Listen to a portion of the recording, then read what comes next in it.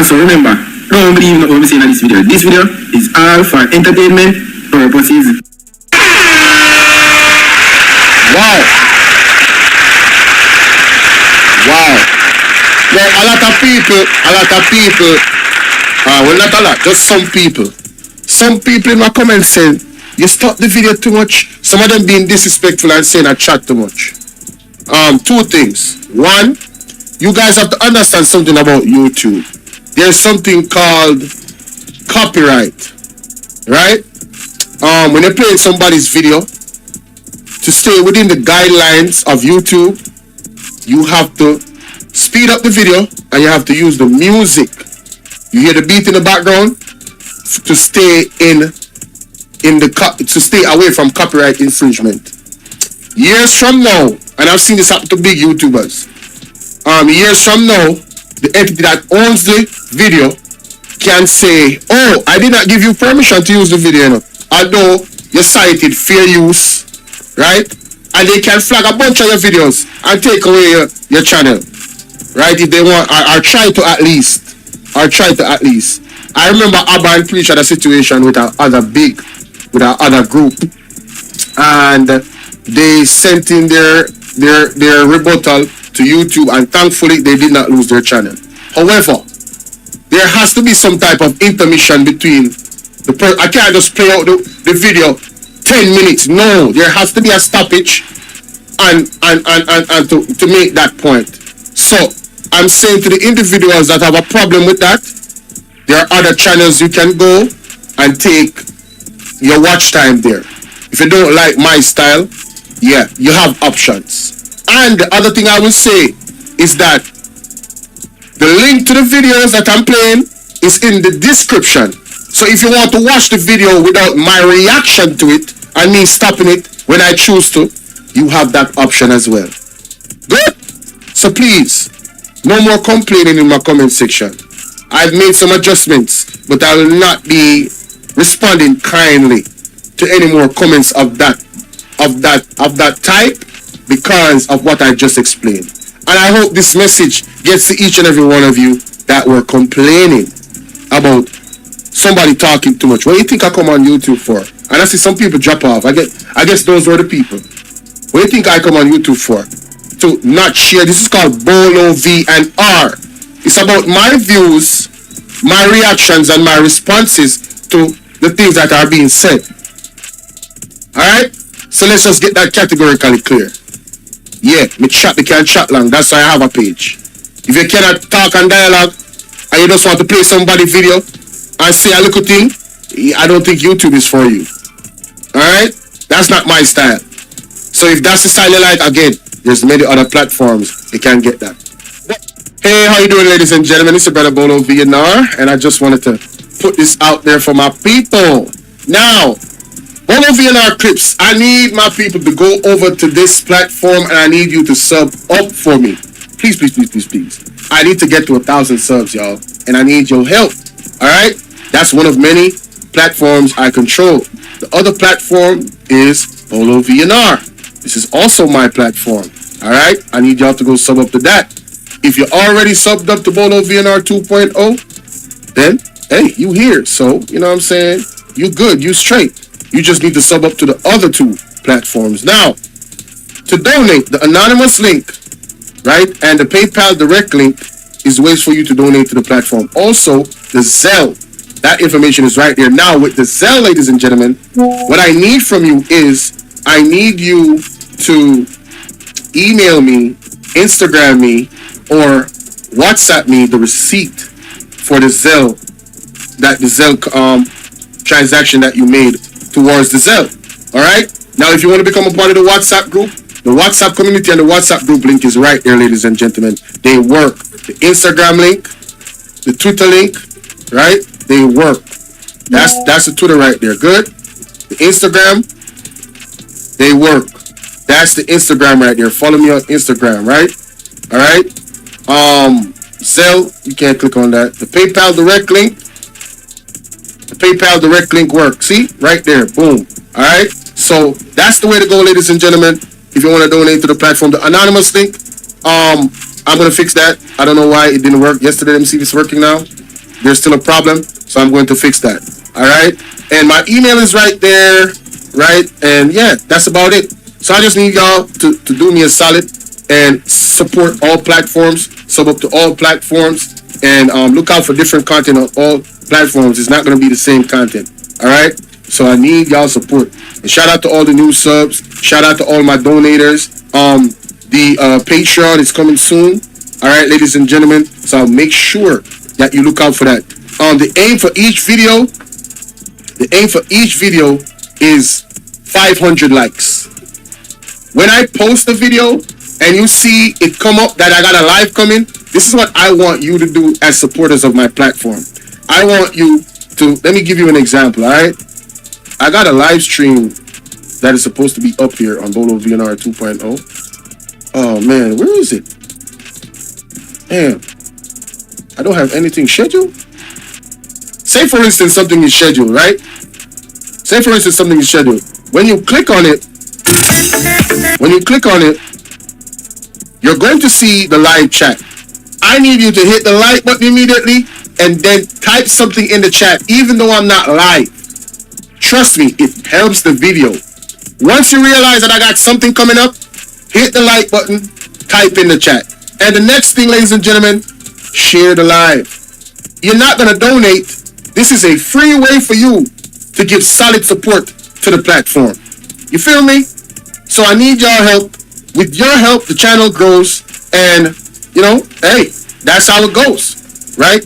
And again, for the persons in the comment section, let me see. Let me see if I can find a comment that somebody put that's a question, like I lied or something.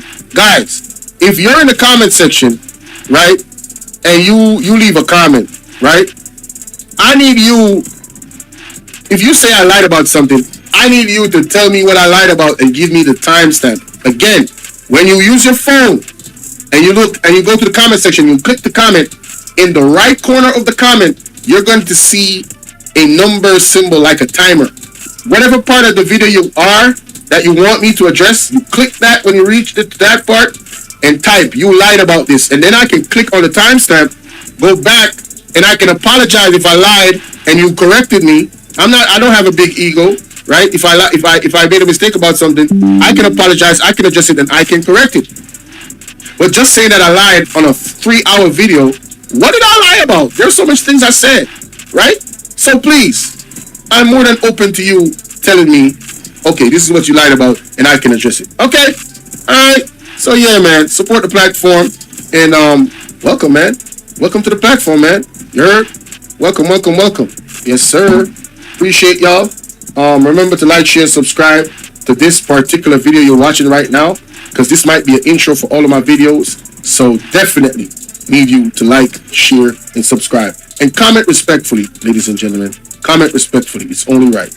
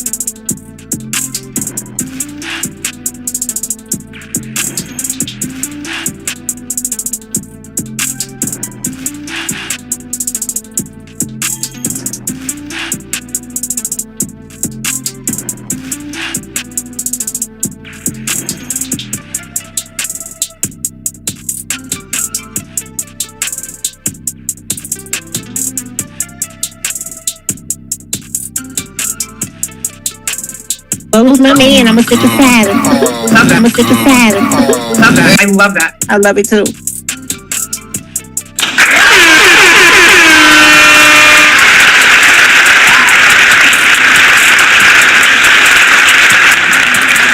Tonight, we are going to witness the most anticipated match in the history of professional wrestling for the heavyweight championship of the world. Are you ready? Wrestling fans, are you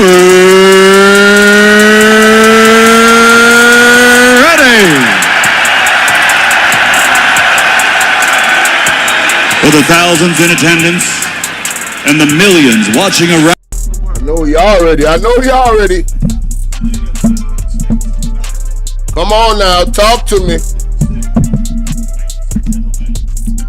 Boys and girls, rumble.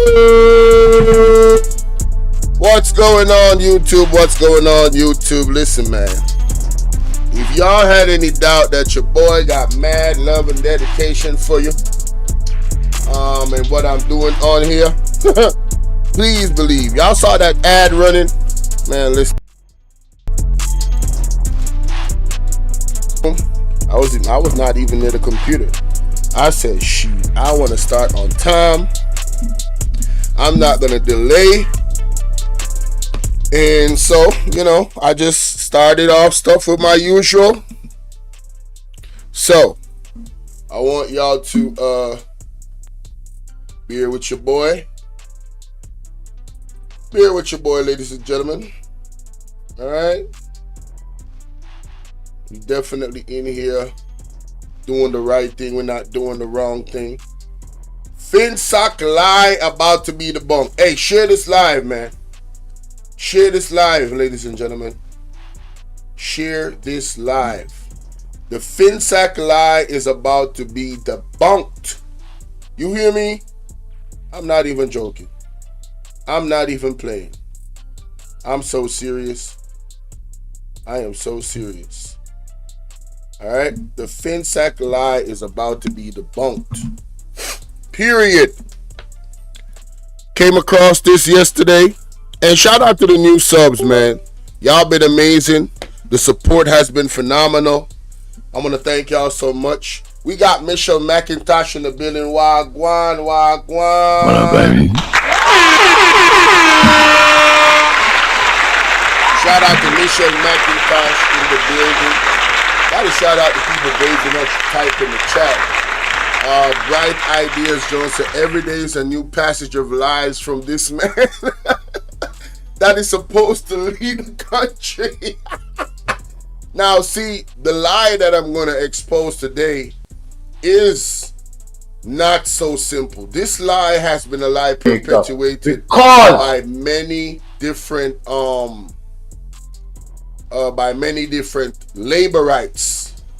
I've always heard this. I've had conscious reasoning with labor rights in the streets, and I've always heard about this FINSAC thing.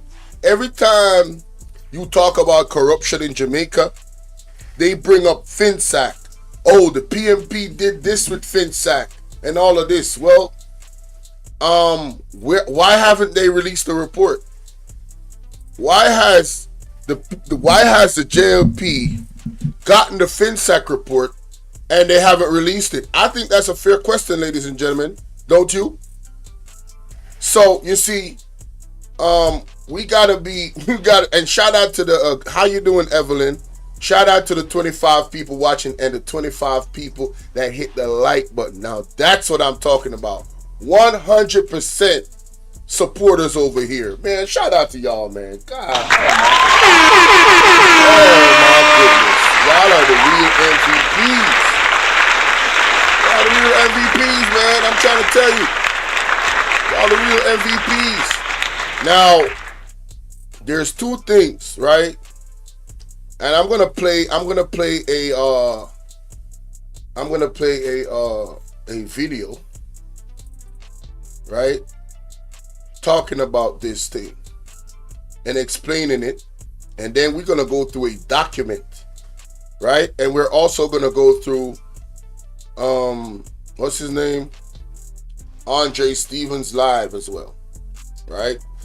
A small portion of it, not a lot. All right, not a lot. Right? Here we go. And I'm gonna turn down my computer volume because I was listening to it in the bathroom while, you know, and it was a little bit too loud. I need to turn it down. I had it. Oh yeah, I need to turn it down. Oh yeah. 200% is good enough. 400, that's a bit too much. That's a bit too much. All right. Here we go. Let me skip this ad real quick. Adam. Okay, another ad. Okay. Here we Economics. go. All right. Let me just. How long is this video? Because I need 14 minutes. Perfect. Let me play this video real quick. Do I need to show the screen? In 2021, the field of economics lost a rather significant figure. John Williamson was a highly regarded economist. All right, so the title of this video is "What is the Washington Consensus?" All right, that's the title of this video. What is the Washington Consensus? So this video is explaining the Washington Consensus. All right, let me see. Boom. Roslyn, how you doing? How you doing, Roslyn? Salute to you. Here we go. In 2021, the field of economics lost a rather significant figure. John Williamson was a highly regarded economist and senior fellow at the prestigious Peterson Institute for International Economics, but he's best known as the author of the term Washington Consensus, our subject for today. UNFDR. The Washington Consensus is one of those concepts that has been bouncing around policy circles since Williamson first presented it in 1989. As much as this is his primary legacy, Williamson was no one-hit wonder. But the term he coined and the tenets behind it were pretty important at the time and have been politicized and debated at great lengths in policy circles. Much like our discussions of neoliberalism and the free market monetarists that came out of the Chicago School, the Washington Consensus has deep meaning in the psyche of world leaders, policymakers, and economists, and it has similarly fallen in and out of favor over the years. Williamson's paper was presented in 1989, and the timing here is crucial. It was the beginning of the end of the Cold War. The Berlin Wall came down in November of that year. The United States was fully in the grip of the Chicago School policies that were adopted and expanded throughout Reagan's term. Alan Greenspan was the chair of the Federal Reserve. The EU wasn't founded yet. NAFTA had yet to be enacted. China was still in the early stages of its quasi-market economy transition. The Russian Empire was collapsing. Latin America was in what it termed its lost decade. The new breed of capitalism proponents with the fervor of the prevailing neoliberal dogma had fully taken over. Keynes was dead. Milton Friedman was alive. Say it loud, say it with me, yo, Milton Friedman. It was against this backdrop that Williamson dropped his paper and the term Washington Consensus was entered into economic nomenclature. The very broad framework was to liberalize centrally planned economies by opening them to the free markets, privatizing public works and entities, cutting public spending, basically turning them into economic feeder systems for the United States under the auspices of economic liberalism and liberty. And the subject of Williamson's paper, by the way, is the whole of Latin America, which we'll unpack in a little bit. Here are the key tenets of the paper. Lower borrowing to keep debt to GDP ratios low. Move away from subsidies to long-term investments like education, healthcare, and infrastructure. Tax reform to broaden the tax base. Allowing interest rates to be determined by the markets. Allowing currency to float freely under a unified exchange rate. Opening up trade by lifting restrictions and utilizing standard but nominal tariffs instead. Allow direct foreign investment. Privatizing state-owned and controlled enterprises. Abolish regulations that restrict competition but allow for prudent oversight. Develop and secure property rights. So the first thing you probably noticed is that many of these are pretty mundane ideas even today. Broadening a tax base, keeping debt ratios relatively low, and allowing for competitive forces. Whether it's through a 1989 or a 2023 lens, there's a lot here that makes sense. And if you're a fan of capitalism or market economies, then it all sounds pretty normal. The problem is that the real-world implications of so many of these points have been somewhat disastrous, though it took years to understand why and how. Remember, as we moved away from direct interventions, economic intervention was the blanket that covered some of our more covert and sinister operations around the world. The Washington Consensus, though not a policy document, became the policy rationale to do some pretty terrible things, first in Latin America and then across the globe. Most of Latin America operated under centrally planned economies leading into the 1980s. Essentially, this is a very top-down structure where a central... Y'all heard what he said right there? It seems normal, but a lot of the implications of this document became disastrous. I want y'all to own in on that. Yo, let me play that back. Listen to what the man just said. All right? I didn't say it. These are the professionals, ladies and gentlemen. So we're getting somewhere. Yo, this is class today. I'm learning, you learning, we all learning. Tell a friend to tell a friend. Share this live stream. Tell them we live. They need to come and check this out. All right? Tell them that we live and they need to come and check this out. All right? As a matter of fact, I want to slow it down a bit because it's kind of too fast, isn't it? Hopefully the music alone is good enough. You know, in the background. Hopefully it is. Let me see. I think the music is good enough. Yeah, let's take it back a bit. Remember to like, share, subscribe, man. It's your brother BOLO V&R on the 2.0 platform. We're talking about FINSAC, ladies and gentlemen. We're about to debunk a narrative that has been told for many, many years. And it's either people that was telling the lie was ignorant and didn't understand they was telling a lie, or they were just regurgitating a lie that was told to them. Either way, ladies and gentlemen, we're gonna get to the top, bottom, and middle of the FINSAC situation. All right. So like, share, subscribe. Shout out to Partner Jar TV and shout out to the brother Mr. Dr. Andre Haughton that came on and told us to go and research this particular thing, which, yeah, I looked it up immediately and I said, oh yeah, I'm going to do a whole show about this. So let's go. Williamson was a highly regarded economist and senior fellow at the prestigious Peterson Institute for International Economics, but he's best known as the author of the term Washington Consensus, our subject for today.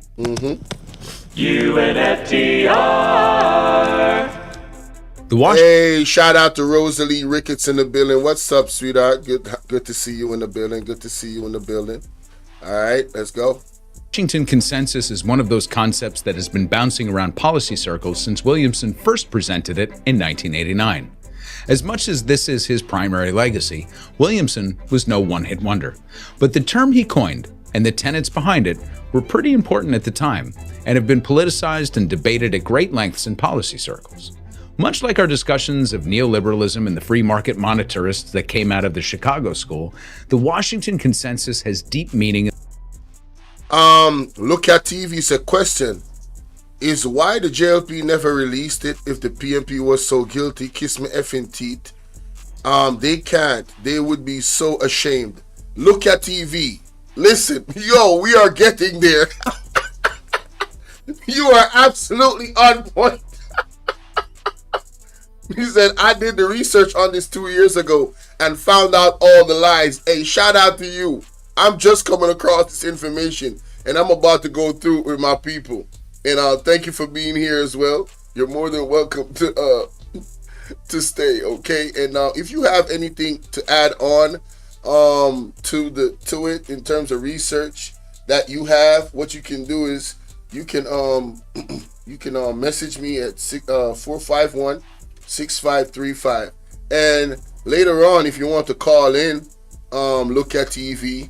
That'll be dope as well. You know what I'm saying? Like how you already did some research on the subject. Because man, oh man, ain't that something? How they just lie? Boy, I tell you, let's continue. In the psyche of world leaders, policymakers, and economists, and it has similarly fallen in and out of favor over the years.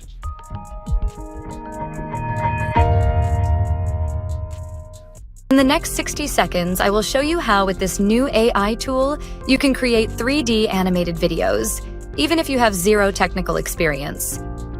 Let's say I want to create a full-length kids' moral video where I want the characters to speak and need the same character. Williamson's paper was presented in 1989, and the timing here is crucial. It was the beginning of the end of the Cold War. The Berlin Wall came down in November of that year.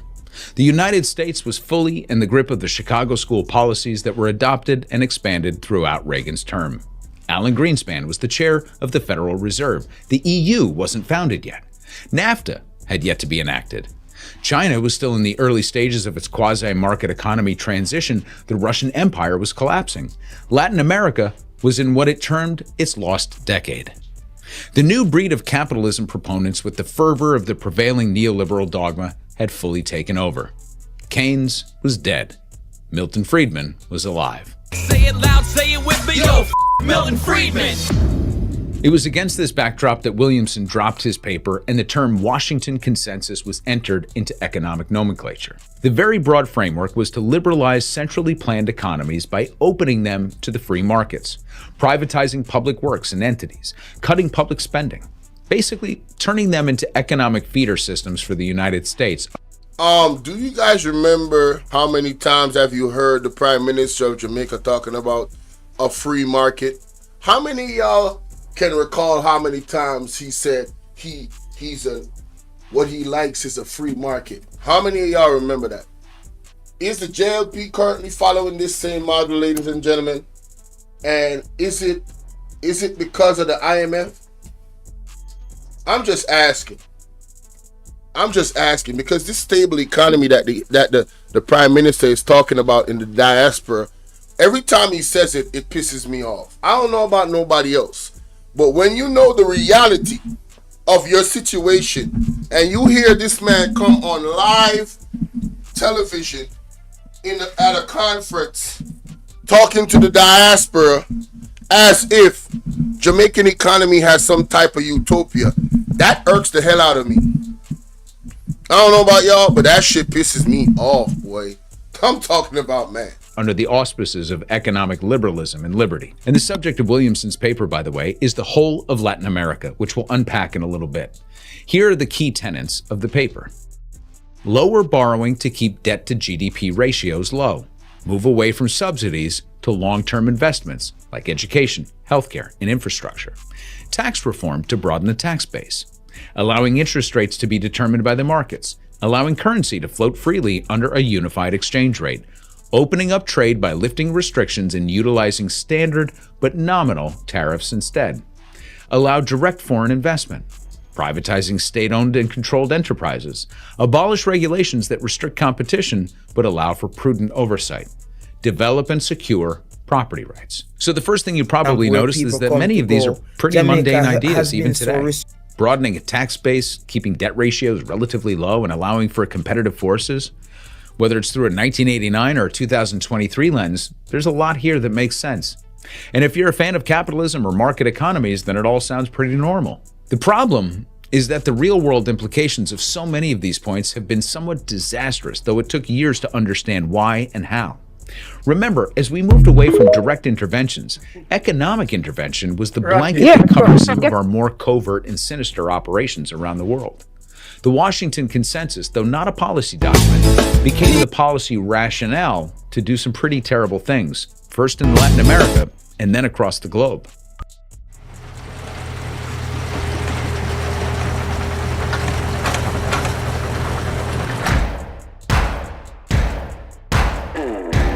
Some people call it our competitive advantage, our lightning in a bottle, if you will.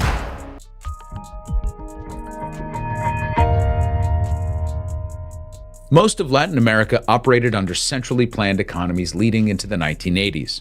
Essentially, this is a very top-down structure where a central authority plans and organizes the economy, everything from price and wage setting, allocation of goods and resources, and interest rates. Decisions aren't made based upon features such as supply and demand or prevailing rates. Rather,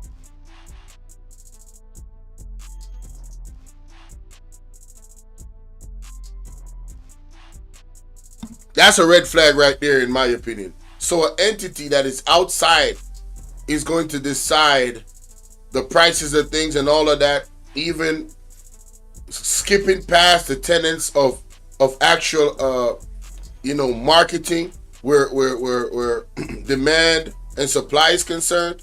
Oh, nah. They should have known that was a red flag. They should have known that could go left at any point in time. Listen back what he just said a while ago. Listen to this. top-down structure where a central authority plans and organizes A central authority. That might be an internal authority or external authority, but a central authority. Listen. the economy, everything from price and wage setting, allocation of goods and resources, and interest rates.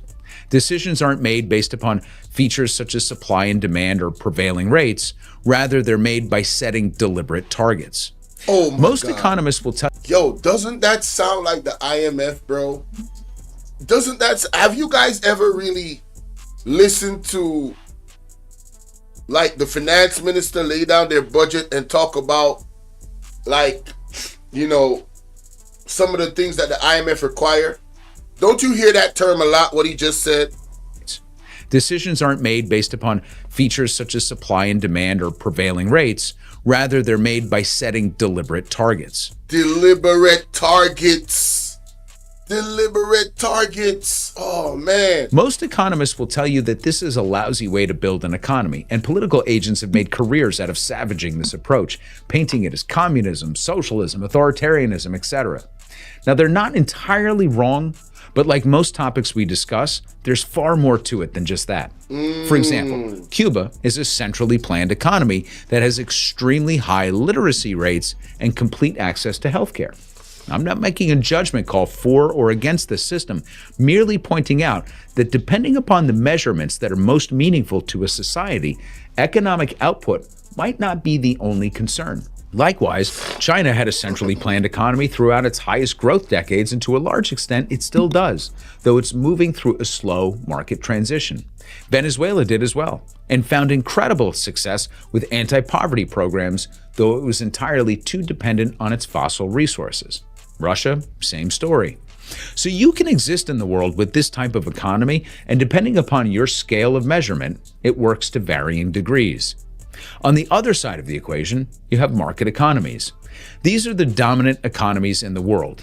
North America, Europe, Japan, some of African countries, and even China to an extent all operate in a market system where consumers drive production, countries have access to global supply chains, and capital markets are rich and ever-flowing.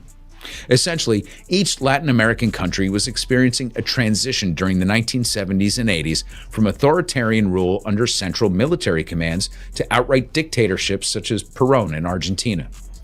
We've discussed at length the direction the U.S. moved during this period with the introduction of Reaganomics, which essentially melded together the philosophies of Milton Friedman and every high school bully. We know that the United States pushed its way through with monetary interventions such as massive currency manipulation and high interest rates. But there was another less talked about aspect of our recovery in the 1980s through the 1990s, and that's the accumulation of resources and access to cheap labor. And Latin America was central to our exploits. In a white... You hear that? Exploits. Exploits. All right, ladies and gentlemen. That's not cute. That's not good. Exploitation. All right?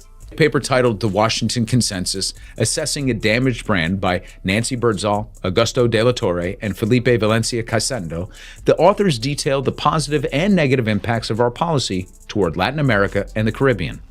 Here's a passage that offers a terrific summary. Quote, "The economic and social pain involved in the adjustment process of the 1980s was immense, so much so that the period became known as the Lost Decade. As capital inflows abruptly stopped and terms of trade deteriorated sharply, the region was forced to shift from an aggregate external current account deficit of almost $2 billion in 1981 to a surplus of more than $39 billion in 1984. Damn. This was induced by major currency devaluations and severe restrictions on imports, including..." Oh man, the dude was absolutely right.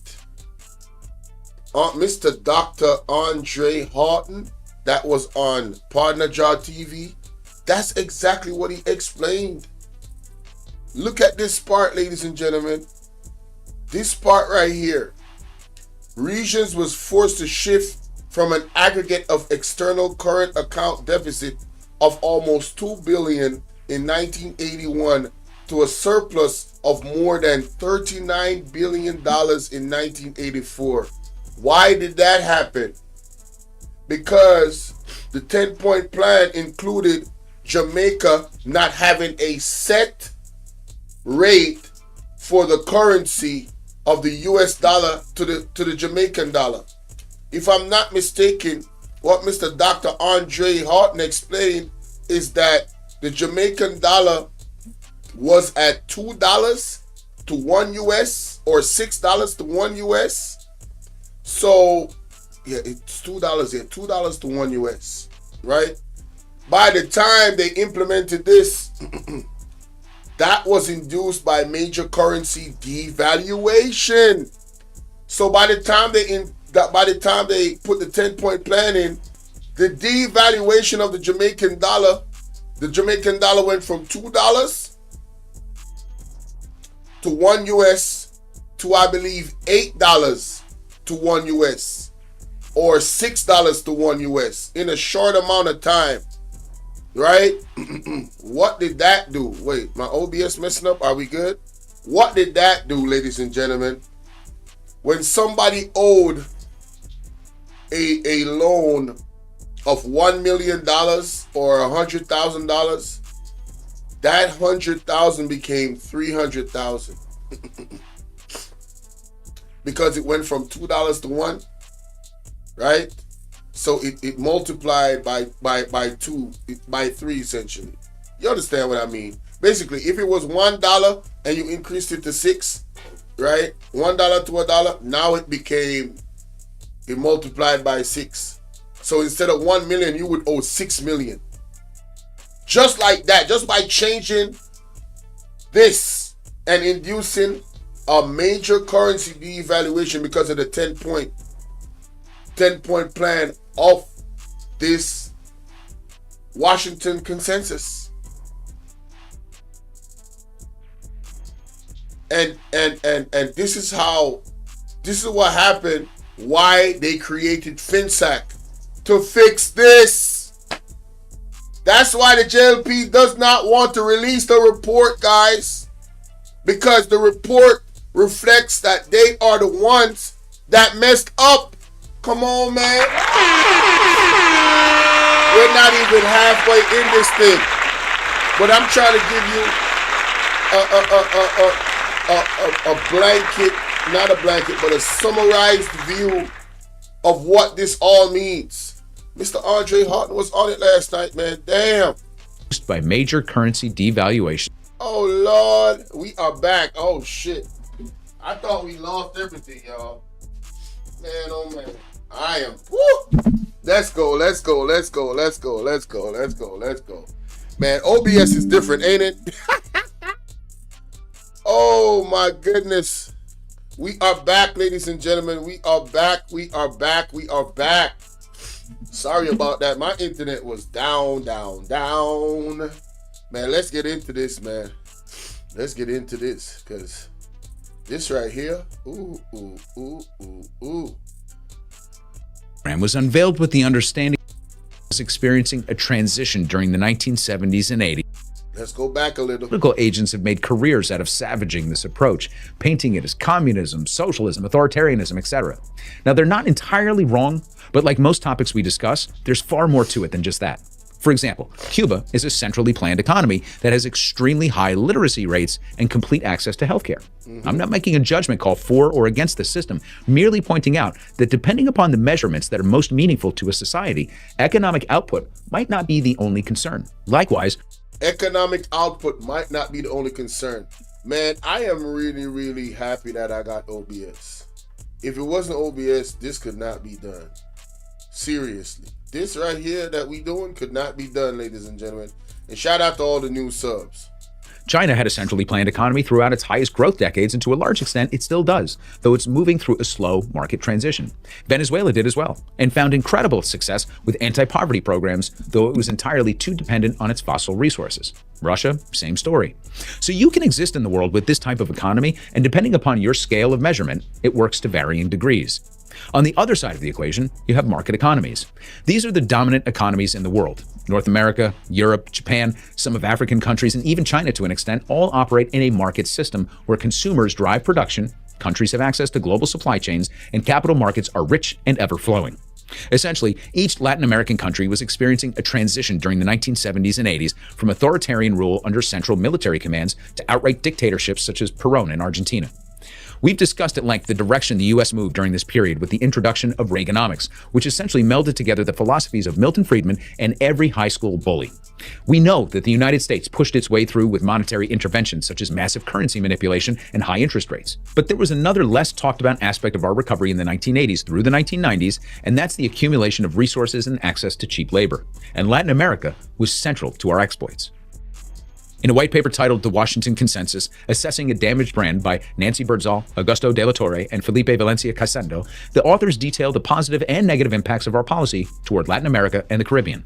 Here's a passage that offers a terrific summary. Quote, "The economic and social pain involved in the adjustment process of the 1980s was immense, so much so that the period became known as the lost decade. As capital inflows abruptly stopped and terms of trade deteriorated sharply, the region was forced to shift from an aggregate external current account deficit of almost $2 billion in 1981 to a surplus of more than $39 billion in 1984. This was induced by major currency devaluations and severe restrictions on imports, including vital capital and intermediate goods, which implied a dramatic erosion of real wages and living standards. To put the fiscal accounts in order, countries embarked on deep and highly disruptive expenditure cuts, which hit disproportionately social and infrastructure investment programs." End quote. So we weren't alone in intervening, again to positive and negative degrees. The International Monetary Fund was at the center of resolving the debt crisis, and in doing so, exacted punitive measures in return for financing several Latin countries during the crisis. In order to qualify for relief from the IMF, nations had to essentially forego most of their domestic projects related to social welfare and infrastructure. It wasn't until the Y'all heard what he just said? Nation had to forego what?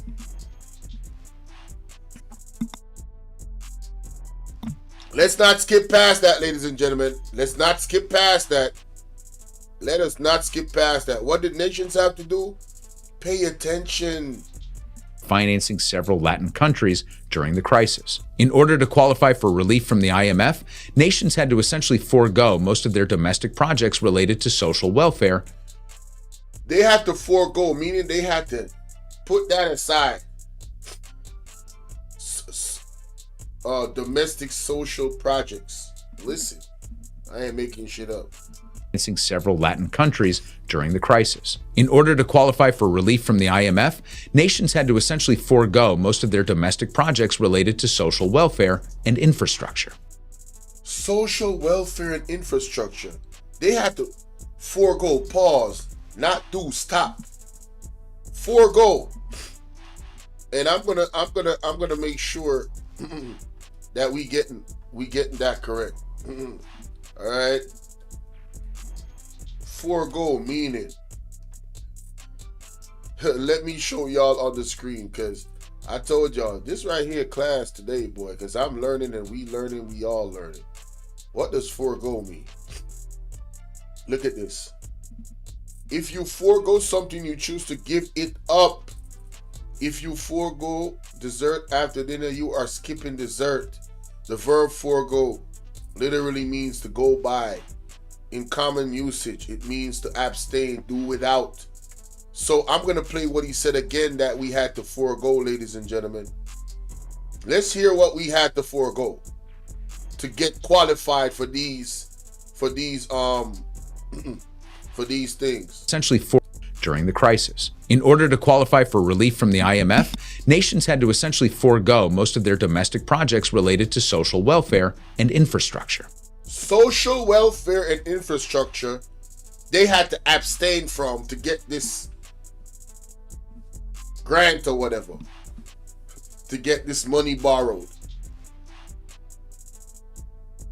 Can we see how that would hold a country back? Infrastructure. Yo. Countries during the crisis. In order to qualify for relief from the IMF, nations had to essentially forego most of their domestic projects related to social welfare and infrastructure. Come on, man. It wasn't until the late 1980s when then Secretary of the Treasury Nicholas Brady introduced a program that became known as the Brady Bonds. A faltering Latin America didn't help anyone, and foreign investors were wary of picking up the slack the IMF couldn't handle. So Brady introduced longer-term bonds with pretty decent yields and backed by U.S. Treasuries. Investors flocked to the program, and it did allow several Latin American nations to refinance their debts, with the last of them being paid off in the early 2000s. So, somebody had to come and rescue the Latin American countries because of this policy in the loan application. They had to come and rescue these countries because they're saying it did not benefit them for Latin America economy to be going down. So they had to intervene. I want y'all to pay attention, man. But even the Brady program was unveiled with the understanding that participating countries would continue on the path of market liberalization, thereby opening up pathways to foreign investment into formerly privatized enterprises. As countries became more intent on paying down debt and less focused on building social welfare programs and infrastructure, they eventually reverted back into the growth traps that previously haunted them.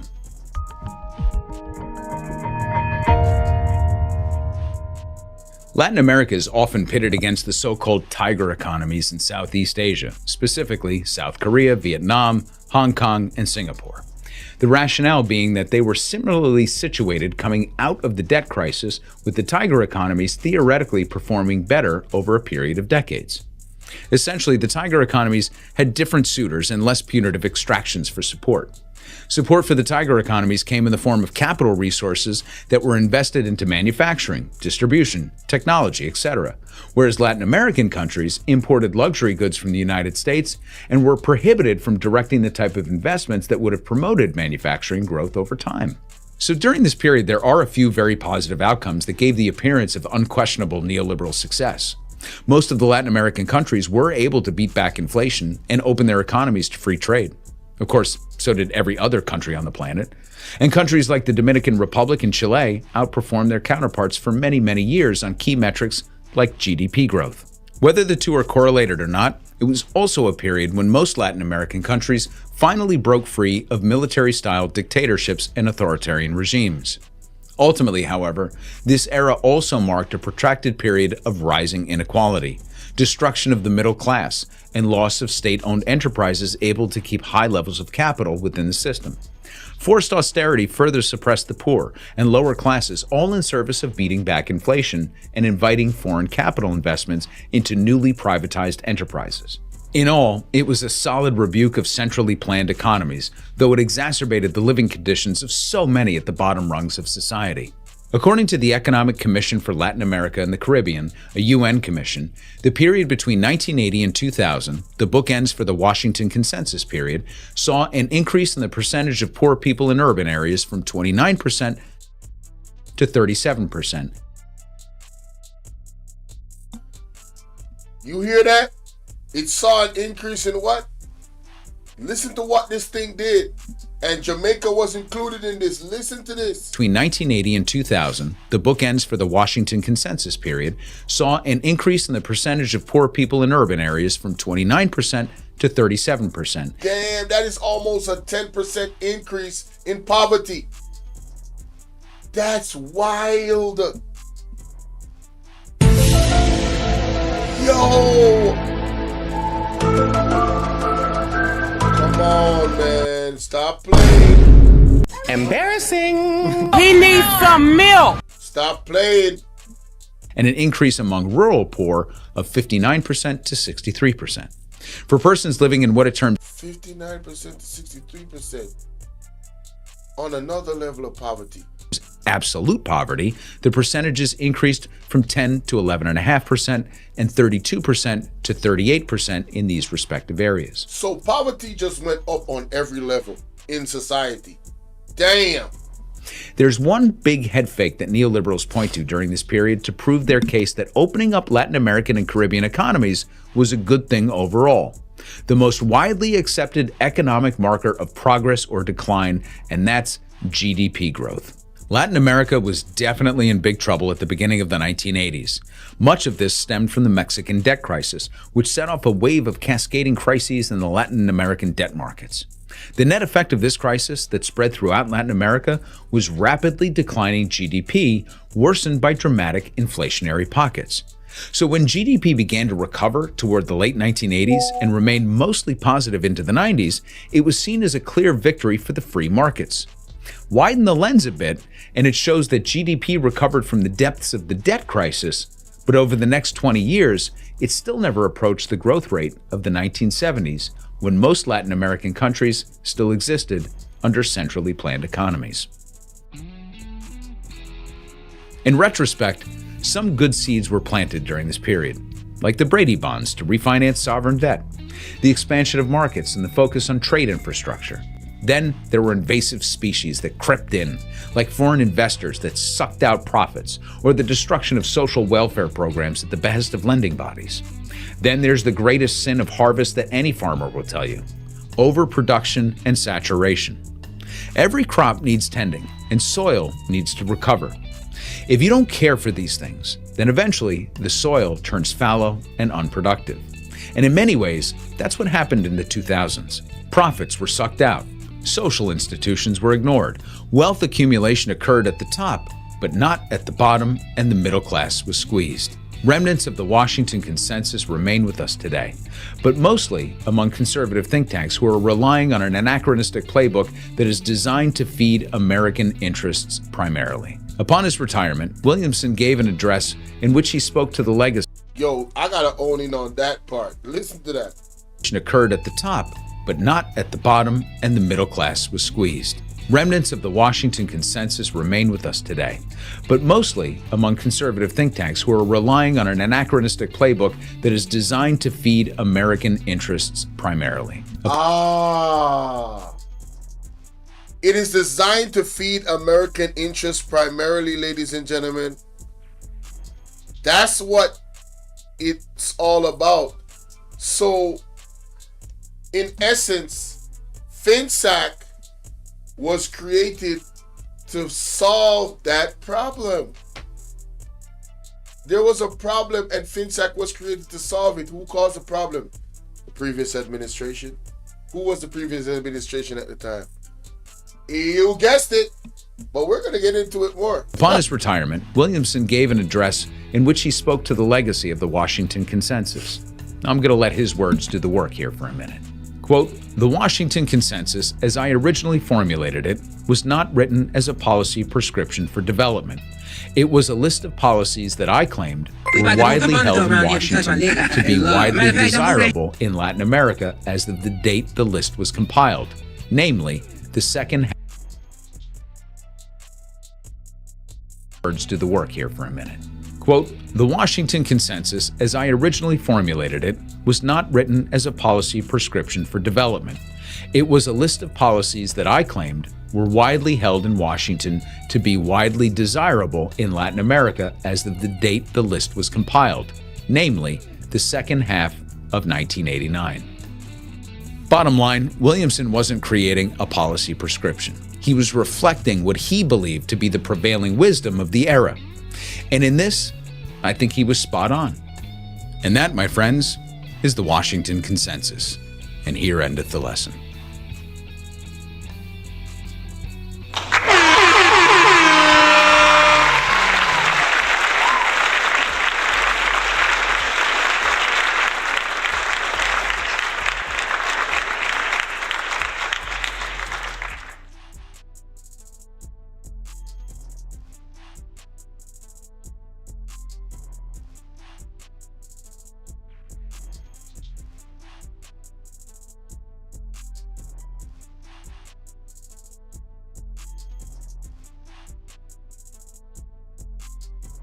Without my involvement.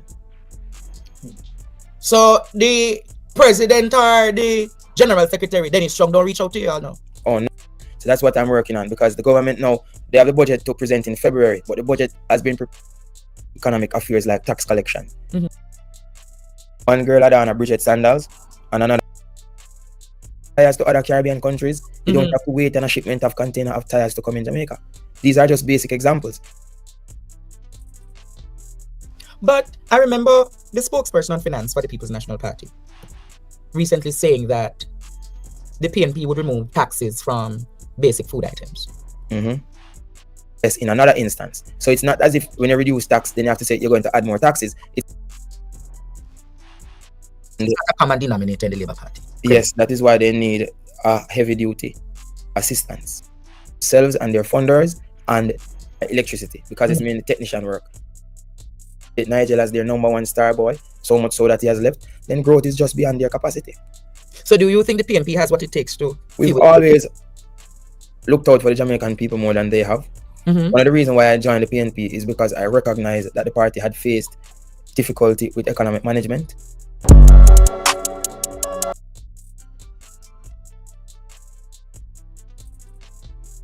And I made a solemn pledge that I'll join them to make sure that if and when the party comes into power, we don't make those mistakes anymore. So are you arguing tonight, Dr. Haughton, you're going to be the gatekeeper for Jamaica's financial system and the people of Jamaica? Are you arguing? It depends on where they place me. But from my vantage point at this time, that's the main reason why I decided to become a member of that particular political party.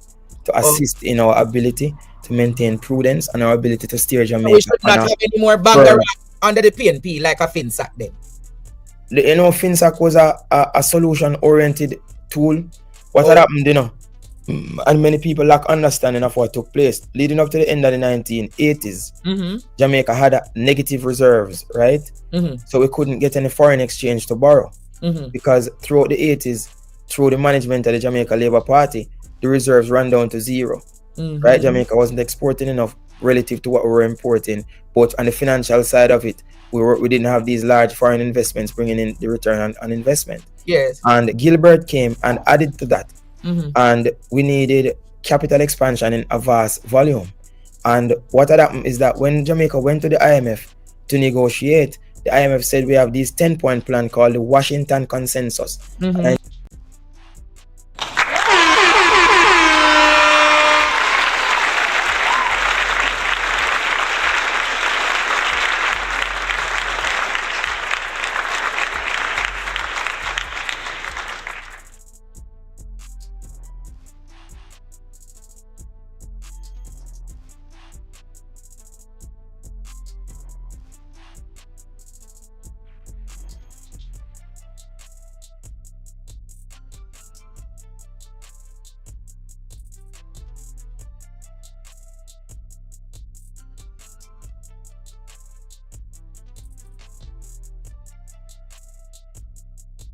a vast volume. And what had happened is that when Jamaica went to the IMF to negotiate. Oh man, I was here like, oh my God, yeah. Woo! So we gave you a small snippet of what it is, this thing is that he just mentioned. Let's go back. Gilbert came and added to that. And we needed capital expansion in a vast volume. And what had happened is that when Jamaica went to the IMF to negotiate, the IMF said we have this 10-point plan called the Washington Consensus. The Washington Consensus. We just showed you the video. Now we're going to hear his explanation. I need your students to go on YouTube and type in the Washington Consensus. The Washington Consensus. Washington Consensus. Here, the adjunct lecturer for tonight says that it is your duty to research the Washington Consensus. Oh, I did. Yes. It's a 10-point plan that the IMF had drawn up for Jamaica to follow if they needed foreign currency support. Right? And included in that 10-point plan was for Jamaica to liberalize its foreign currency, meaning that it would not fix the foreign exchange rate anymore. It would allow it to be determined by demand and supply. So in 1990, the US dollar to Jamaica was 6-1. 6-1. And after we implement the Washington Consensus, by 1992, the US had depreciated to 25-1. Right? So I want y'all to do the math. From 6-1 to 25-1. 4 times 6 is 24. So that's more than 4 times the amount it was before. Wow. 6 into 25, call it 4. Right? Now imagine every person who owed $1 in US debt now owed $4. $4. If you owed $1 million in US debt, you now owed $4 million. If you owed $10 million, you now owed $40 million in US debt. You're talking about banks and big institutions. Liberalization. So the foreign currency. Do you understand how damaging that is to an economy? just that shift alone of putting in those 10-point plans from the IMF, how that damaged the economy. Oh my days. Obligations now for each institution quadrupled. And now banks now could not repay their debt because of this decline in the value of the currency. Exactly. So because bank couldn't pay their debt, then the government had to intervene so that the average citizen did not lose their pension, so that the average citizen did not lose their hard-earned savings. I mean, I lost money in FINSAC. I was a boy. I had savings. I lost my savings in Central National. Oh, many people did too. So FINSAC was the Financial Sector Readjustment Company. That's what it stands for. So its mandate was to ensure that the financial system in Jamaica did not crash throughout the 90s, and that is exactly what it did. How the bank? Did you guys hear that? FINSAC was put there to allow Jamaica economy not to crash, and that is exactly what it did. FINSAC was put there to solve a problem that the previous administration made, ladies and gentlemen. Come on, man. Let us debunk this lie today. We gonna go into the paper. We gonna go into the reading. We are in class. We just gave you the video version. Now we're giving you the explanation from the man himself. Banks were sold. The intertwine of it, it's another story. Yes. But the FINSAC was a remedial action to offset the Washington consensus that was imposed on us. And even when I went to the fund IMF in 2017 as a distinguished academic fellow, I met the lawyers there. Wait. So it's not Nigel alone got to the IMF. You're just putting it on the record. You have you were what? You know, something like Andre.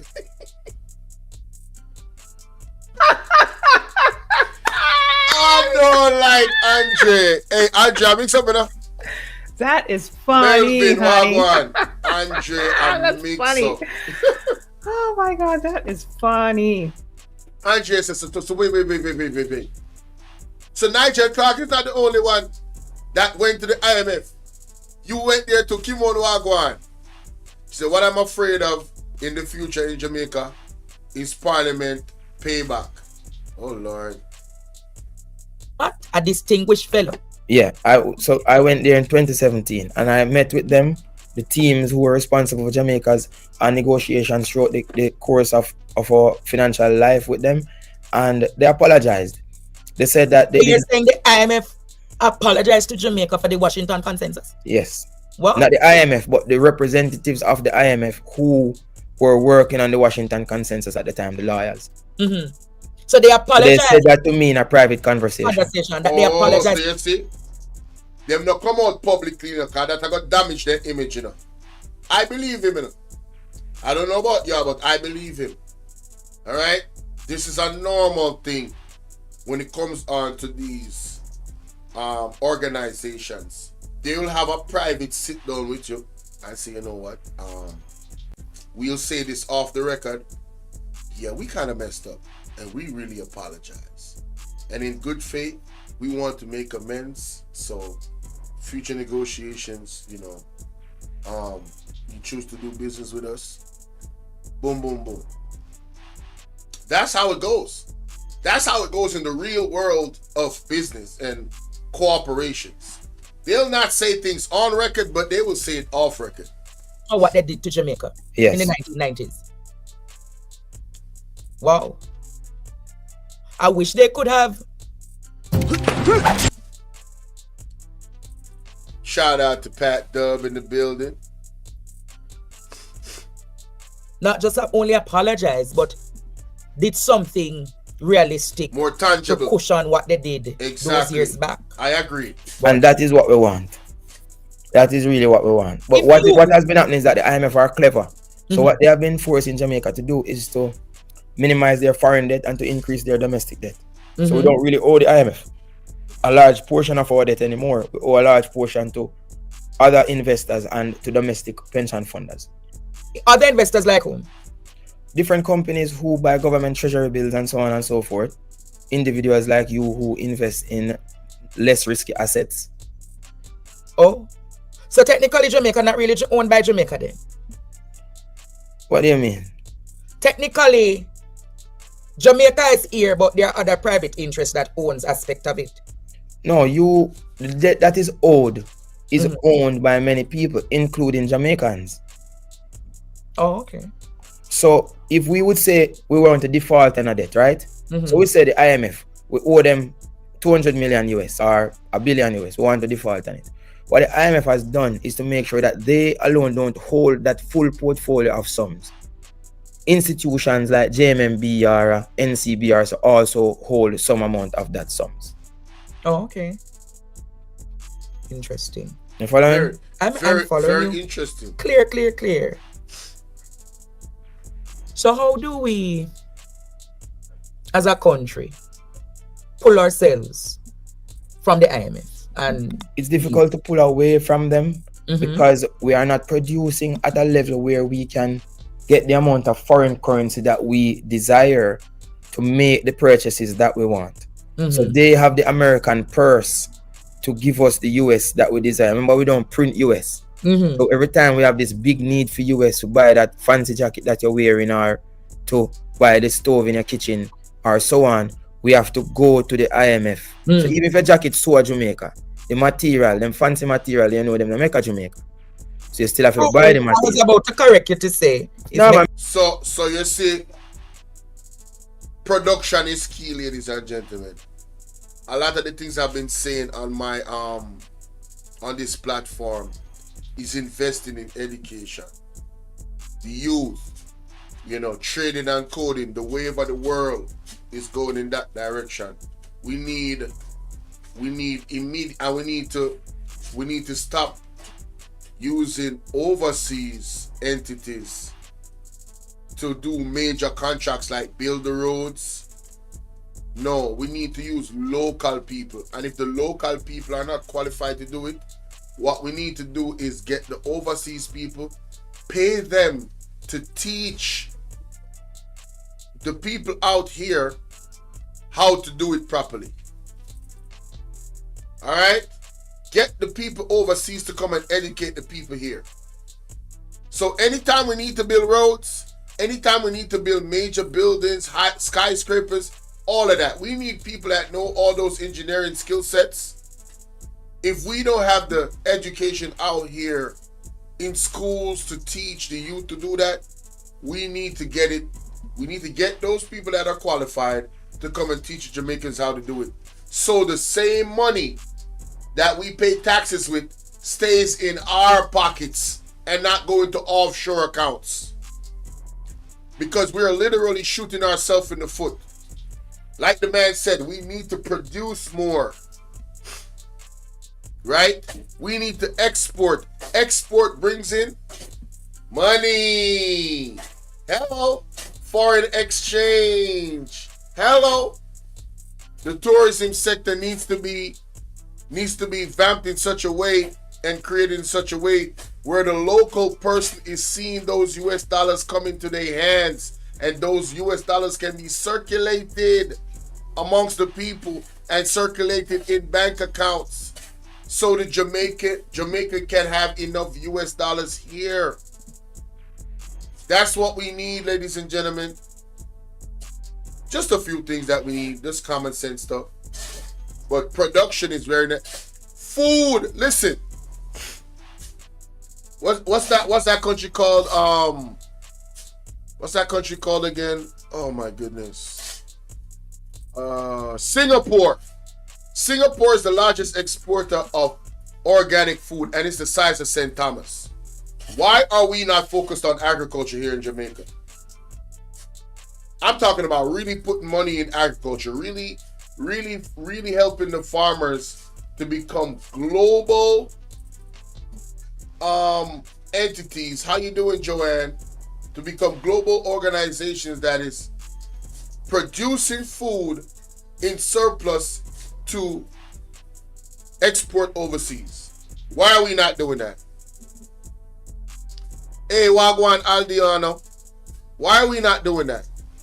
Come on, man. I know your thing they made in Jamaica, man. I know from see your thing, I know it's a support Jamaica type thing. But the material, Yes, that is true. We're not Which are the dearest part of the thing to some are half and half or whatever, but it's a big part of the thing.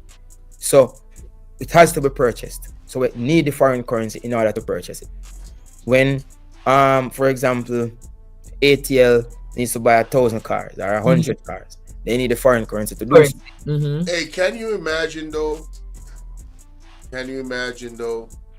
that we moved away from the IMF and now we back? Now, I really don't want to get off topic because I have the document right here, ladies and gentlemen. We're gonna read, you know. You understand? So we have to get the foreign currency to do so in order for it to work. So it's very difficult for you to detach yourself from them unless you become a super productive nation, which is what we ought to be and what we have the potential to be, and what we need to lay a new macroeconomic platform in order to accomplish.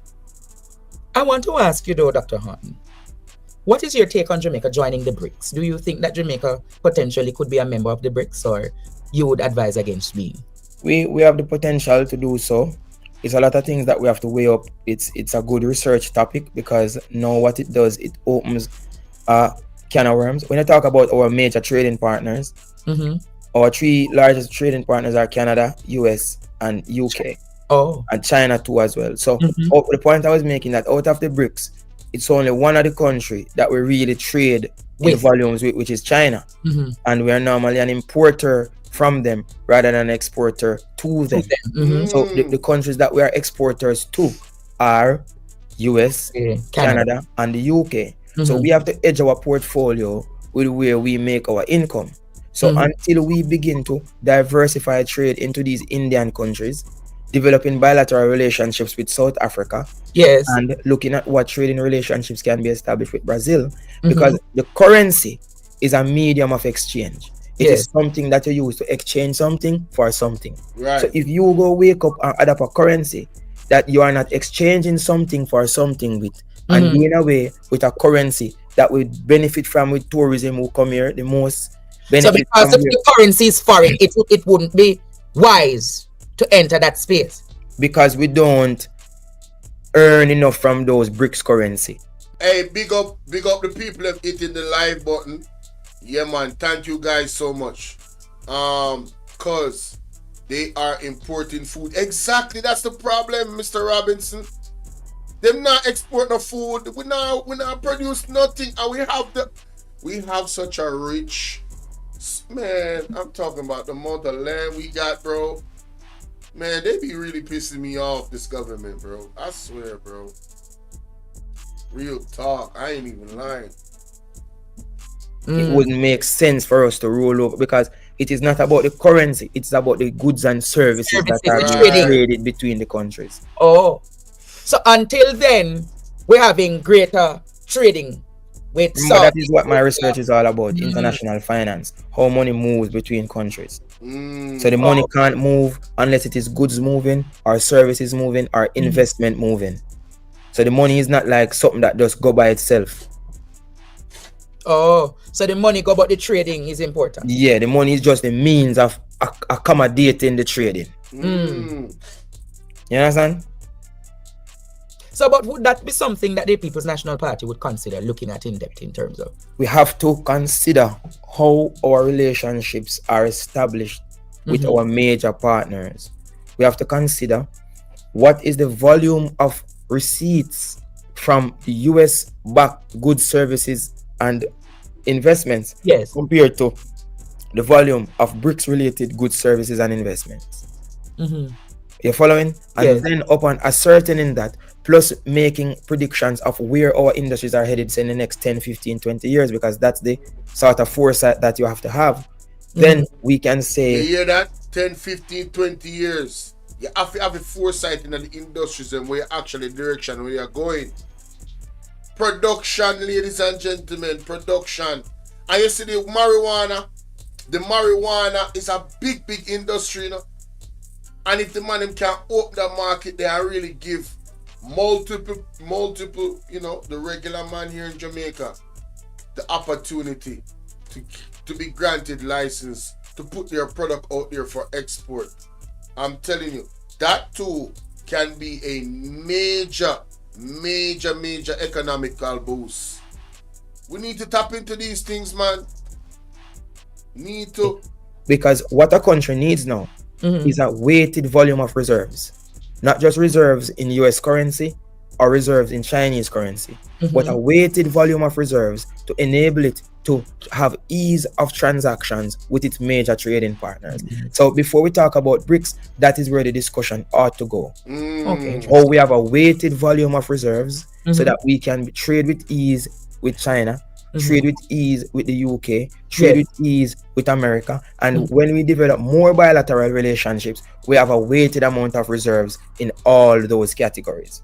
Right. Interesting perspective. You following? So it's not about following the global politics. We have to follow it, but you know what I mean. It's not about. But it has to be beneficial for Jamaica. Yeah, it's not about copying global political discussion and where the global. It's about looking at yourself to see how is this going to benefit you in the long run, because everybody else is doing that. So so before Jamaica think about following BRICS, we have to think about what do we have to trade with BRICS. Right. Yeah, because we basically import from them, but there's nothing exported. Exporting, it not gonna work out. Interesting. And we need that export puzzle to make sure there's a balanced approach towards our reserve portfolio. In relations to our agricultural prowess and please sectors, talk about it. What's your take on Jamaica under-resourced or underutilizing its lands for agricultural prowess too? No, what we need to do is to look at Jamaica, what it was, how it approached agriculture when we got wealthy from agriculture. Big up. Remember, Jamaica was an agricultural island, we got wealthy from sugar, king sugar, right? At that time, we practiced monocropping. Monocropping means that one crop is being grown on large farms. So these farms have neighbors with one crop grown on large farms. They exchange knowledge. They benefit from what we call economies of scale, and whatever machinery that was being used is used for monocropping, and it increased the output of the firm. Albeit it was being done on the backs of slaves, but nevertheless the farm did incur expenses related to labor. Right. The cost might have been cheap relative to zero, but they incur labor costs. Yes. Right? After slavery, when people got their freedom, they moved off these large farms and set up their own little subsistence plots. Farms, yes. Now, when they set up their own subsistence plots, you have a lot of people on their small farms planting many different crops. Right? So what that does now is that the exchange of knowledge that used to take place on the large farm that cut out, the volume and the economies of scale that you need, that cut. So now we have agriculture being the industry where the productivity is the lowest in Jamaica. Yes. So the average farmer in Jamaica now earns for the year 300,000 Jamaican, not even 1,000 US per week. What? The average farmer. Why? Because the output that they produce is not enough. And what happened? The exchange of knowledge and the economies of scale. So what started happening to farmland? Farmlands are now being diversified into real estate. You find in Montego Bay. Oh my God, bro. What? In the Barnet Estate, them build Bogue Village, them build West Village. In Bernard Lodge, there used to be good farmland, them build housing scheme, whatever, people capture some, whatever the case may be. And you can't blame owners of capital for diversifying this capital into more productive use based on their economic projections. So we love agriculture. We want to see agriculture grow. But how agriculture has evolved in Jamaica is that we have evolved into too much of too little. You following? So the problem now is that when we used to get the water for these large farms, when we used to have drainage for these large farms, these smaller farms in agro parks and so on are not being built with research.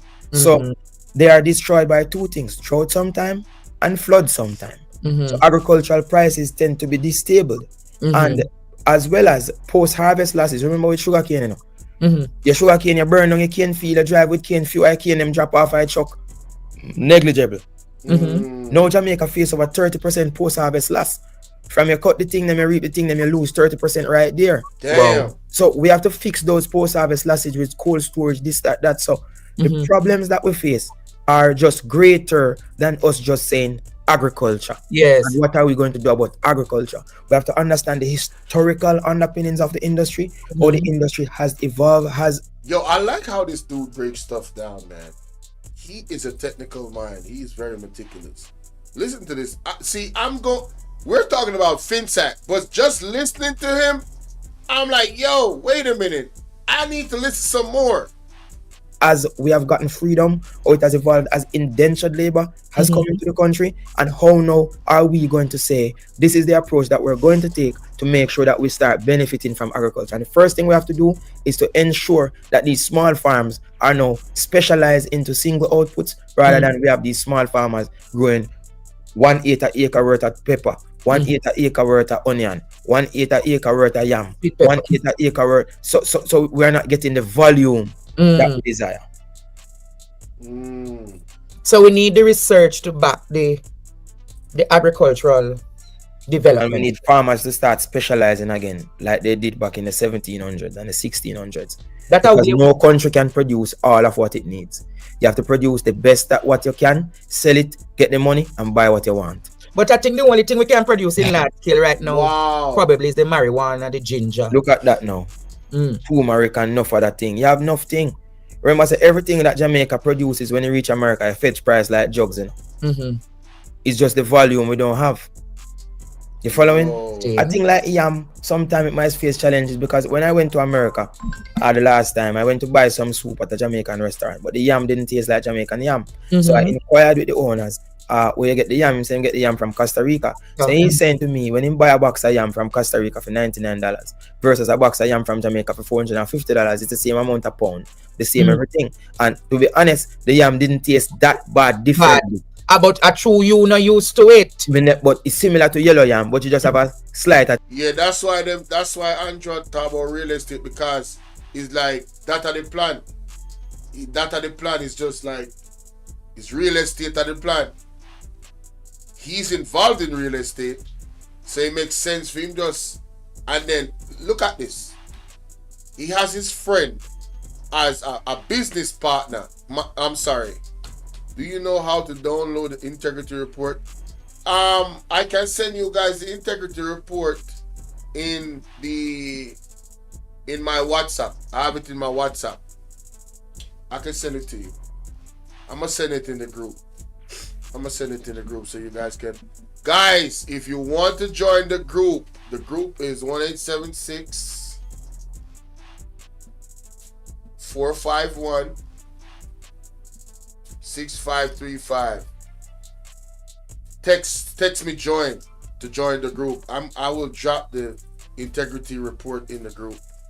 I'll forward it in the group, okay?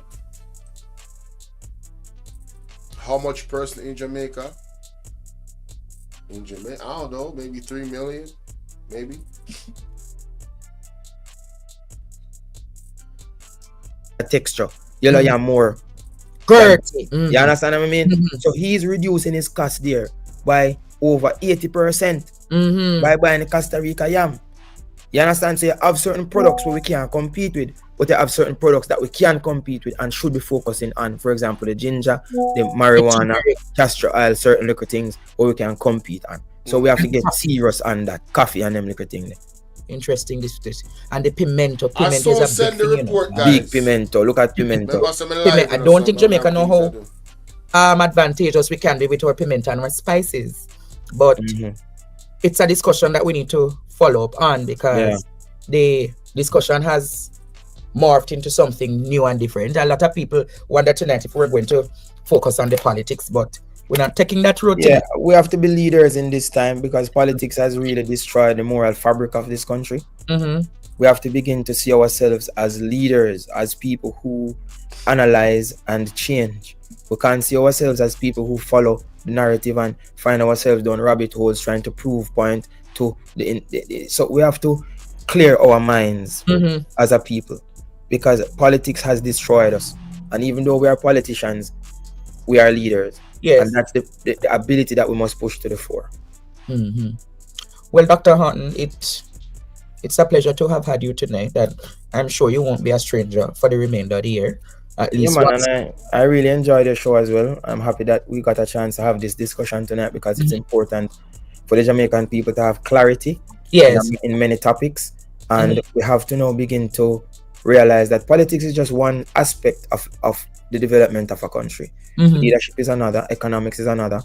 And we have to be clear as to where we're going. It's not just about paying down the debt and pleasing the IMF. It's about creating opportunities for a nation of such remarkable people. I am on the social media platform, IG, whatever, at Dr. Andre Haughton. Yes, you can follow him on. You can follow. And I have a fundraiser coming up on the 5th of October. Montigonians, if you want. Not just Montigonians, those people. Hey man, shout out to this brother, man. Y'all go watch the rest of that.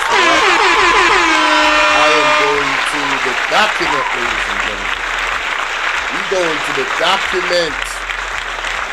Alright, we're gonna read the document. Alright, we're gonna read it. It's a short document, it's not very long, but we're gonna read the document itself of the Washington Consensus. Let's get it. Let's go. Let's go. Alright, boom. This is the Washington Consensus. What is the Washington Consensus? Right? How do I X this thing off the screen? It's kinda I ain't trying to do all that. Anyway.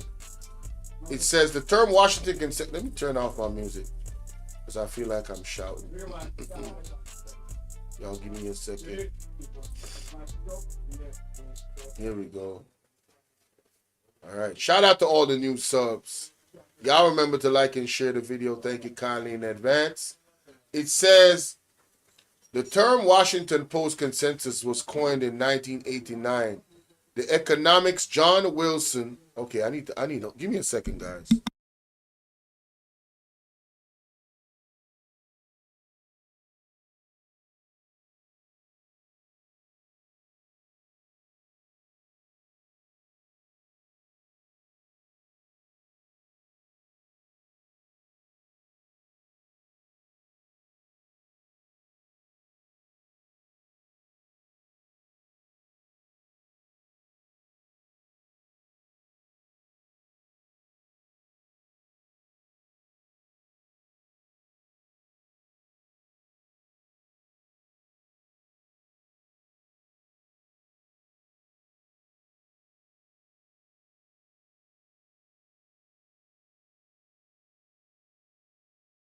All right, I'm back. So it says the term Washington Consensus. Let me put my stuff up right here.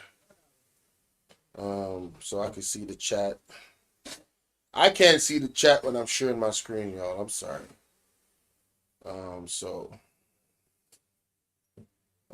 Yeah. All right. So big up yourself, Pat Brown. Big up, respect. Rose McIntosh said everything in Jamaica is better. Our representatives need to lobby harder and get our goods on the market. Yes, our high grade weed is top end. The one in Canada smell like skunk.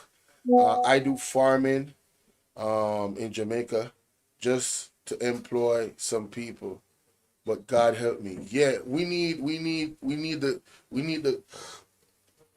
all farmers to link up with the government so you guys can plant specific crops that they want to export, so you are mass producing, like Mr. Dr. Andre Haughton said, right? That should be but there has to be a plan. It has to be specific. It has to be detailed. $20 million and never made back in cash. Come on, man. I know the government. If you got that type of money already, you link it up with the government, I already know you can get massive returns in a year. In 1 year, if you get to do it the way he's saying. But let's continue. It says the term Washington Consensus was coined in 1989 by the economics John Williamson of PI. He was describing a list of policies that had supported among Latin America policymakers to in response to the macroeconomic turbulence and debt crisis of the early mid-1980s.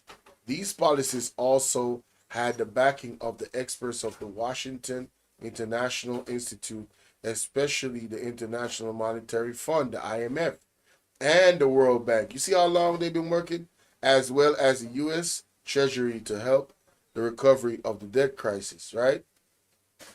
It says, though Williams intended his list to be more descriptive than prescriptive, right? The term took on a life of its own starting in 1990s when it became synonymous with the privatization and easing of the state control over national economies after the fall of communism. After decades of turbulence in the global economy and countries mixed success at policy reforms, the phrase Washington consensus raised red flags among some economics.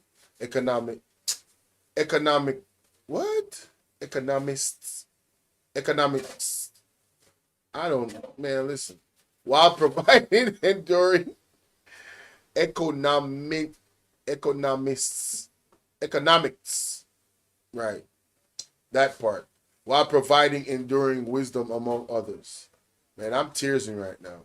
The main Washington consensus policy include maintaining fiscal discipline, reordering public spending priorities, open bracket from subsidies to health and education expenditure, reforming tax policy, allowing the market to determine interest rates, maintaining a competitive exchange rate, liberalizing trade, permitting inward foreign investment, privatizing state enterprise. Isn't that what Andrew Holness is doing right now? A lot of private investors, right? Deregulating barriers to entry and exit, and securing property rights. Williamson noted that those policies contradict conventional wisdom in developing countries, many of which embrace state-dominated systems in the 1950s. What is the Washington Consensus? The 10 recommended policies reforms. Reducing national budget deficit. Large budget deficit had contributed to high and variable rates of inflation in Latin America in the 1980s. Policymakers prescribed fiscal discipline by raising tax revenues, cutting domestic spending to reduce the need for government borrowing and restore economic stability. Redirecting spending from political popular areas towards neglected fields with high economic returns. Some components of public spending, subsidies of state-owned firms, or food or fuel consumption led to economic distortion and favored richer urban populations as opposed to the rural poor. Reducing subsidies of political connected economic sectors can inflict cost of some, but frees up spending to support basic social services, education, and infrastructure. So redirecting spending from the politically popular areas towards neglected fields with high economic return. Interesting. Reform the tax system. Reform should, let me see, y'all saying nothing? She said, even the mangoes, the avocados we get here, some young, unable to ripe, our foods are sold at higher prices in stores. We still get bananas and breadfruit. Our ginger is the best. Oh, you already know. I hope that the young lady is still in here that actually knows about this. I would love to speak to her on the phone if she's not on the train. Reform should broaden the tax base and remove exemptions that exclude some political connection. Taxpayers and organizations from paying taxes. Broaden and simplify taxes can promote efficiency, improve tax collections, and reduce tax evasion. Liberalizing the fiscal sector with the goal of market determined interest rates. This part right here, liberalizing the fiscal sector with the goal of market determined interest rates. Government control of interest rates tend to punish savers and discourage investors while stifling fiscal development. Rationing credit tends to breed corruption and favor political insiders. Market determined interest rates provides savings and ensures that the bank or financial markets, not government politicians, determine allocations of credit. Adopt a competitive single exchange rate. Whoa, move away from overvalued exchange rates that discourage export and lead to foreign exchange rationing. A competitive market-driven exchange rate can promote export-led economic growth and reduce balance of payment problems. Reduce trade restrictions. Trade restrictions that promote special interests should be reduced in general. Tariffs are preferable to quotas and other arbitrary trade restrictions that strangle trade. Gradually reduce. They allow domestic firms to adjust, and unlike quota, rents of special interest yield revenue for the government. Abolish barriers to foreign direct investment. Banning or restricting inward foreign investment gives domestic firms a monologue, and reduce competitive foreign investment allows a country to gain capital, create jobs, build skills, while exposing domestic firms to greater competition. Domestic companies that tap foreign direct investment, the FDI, can foster intellectual properties innovations that contribute to development. Privatize state-owned enterprise. State-owned firms are often inefficient, surviving only with the help of government subsidies that widen countries' fiscal deficit. Privatization may cause some unemployment, but is more likely to raise efficiency and profitability of business and increase national productivity and growth. Abolish policies that restrict competition. Remove regulation and obstacles that prevent new firms from entering the marketplace. Can stimulate competition, efficiency, and economic growth. Last, it says provide secure, affordable property rights, legal systems that grant and uphold property rights, including the rights of people working in formal jobs, not officially reported, and holding land without official documents, incentivized investments, and individual liberty.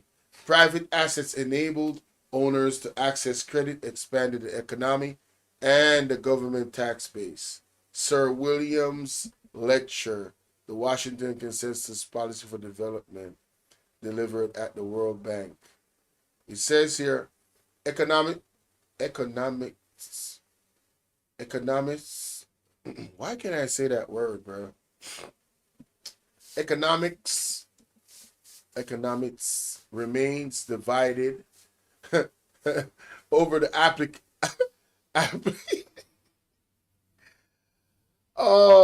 applicability of these reforms. Some note that their implementation has inflicted economic pain and hardship in poor countries without delivering promise of economic growth. So basically, all that I just read sounds good, but economics remain divided over the applicability of these reforms, meaning it is not coming to the same, people are not having the same results, basically. It sounds good in retrospect, reading it. All of it sounds good. But what it actually does to countries, for Jamaica, you know, it ran us into a hole. That's what Dr.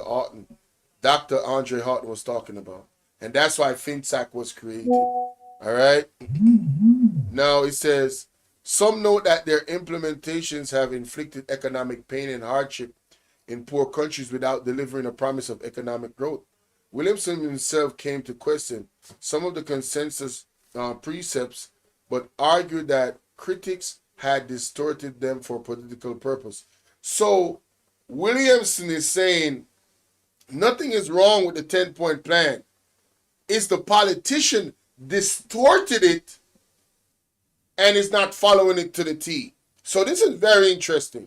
It says, today, however, a growing body of recent research suggests that the prescribed reforms generate tangible benefits to GDP without increasing levels of inequality any higher than in countries that pursue alternative development policies.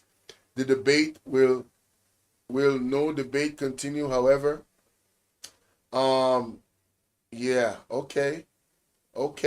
So the conclusion is, one side is saying this really doesn't do anything for the economy. The next side is saying, oh yeah, it does do something for the economy. It's just that the persons that are implementing it, they are distorting the original tenets of the 10-point plan, right? Whatever the case might be in terms of Jamaica, however that happened, as Mr. Haughton just explained. Let's go back to it. In 2021, the field of economics lost a rather significant. Creating opportunities right here for a nation of such remarkable people. I am on the social media platform, IG, whatever, at Dr. Andre Haughton. Yes, you can follow him on. You can follow. And I have a fundraiser coming up on the. Exactly. So because bank couldn't pay their debt, then the government had to intervene. So solution-oriented tool. Here we go. Let's go back to this. Because they do not care about change and upliftment of the Jamaican people. All they care about is the upliftment of themselves and their funders, and they don't understand the dynamics of the Jamaican people. So trying to help them, they don't understand them, it's going to be difficult for them. So they're out of touch, so to speak. So you're saying that them really lose it, they're out of touch with the ground. So it doesn't matter who comes, they're out of touch. It's like you're a mechanic, right? And you haven't worked on a car that drive by solar, or a car that's driven by electricity, because it's mainly technician work. So yes, you get a mechanic because you're dealing with a car, but the type of car that you're dealing with is a solar type car, a car that uses electricity. So the mechanic can fix cars, but cannot fix the type of car that we have, and that's the problem that we face here in Jamaica. So are you suggesting then that a Favour Williams possibly will not be able to stir the economy well?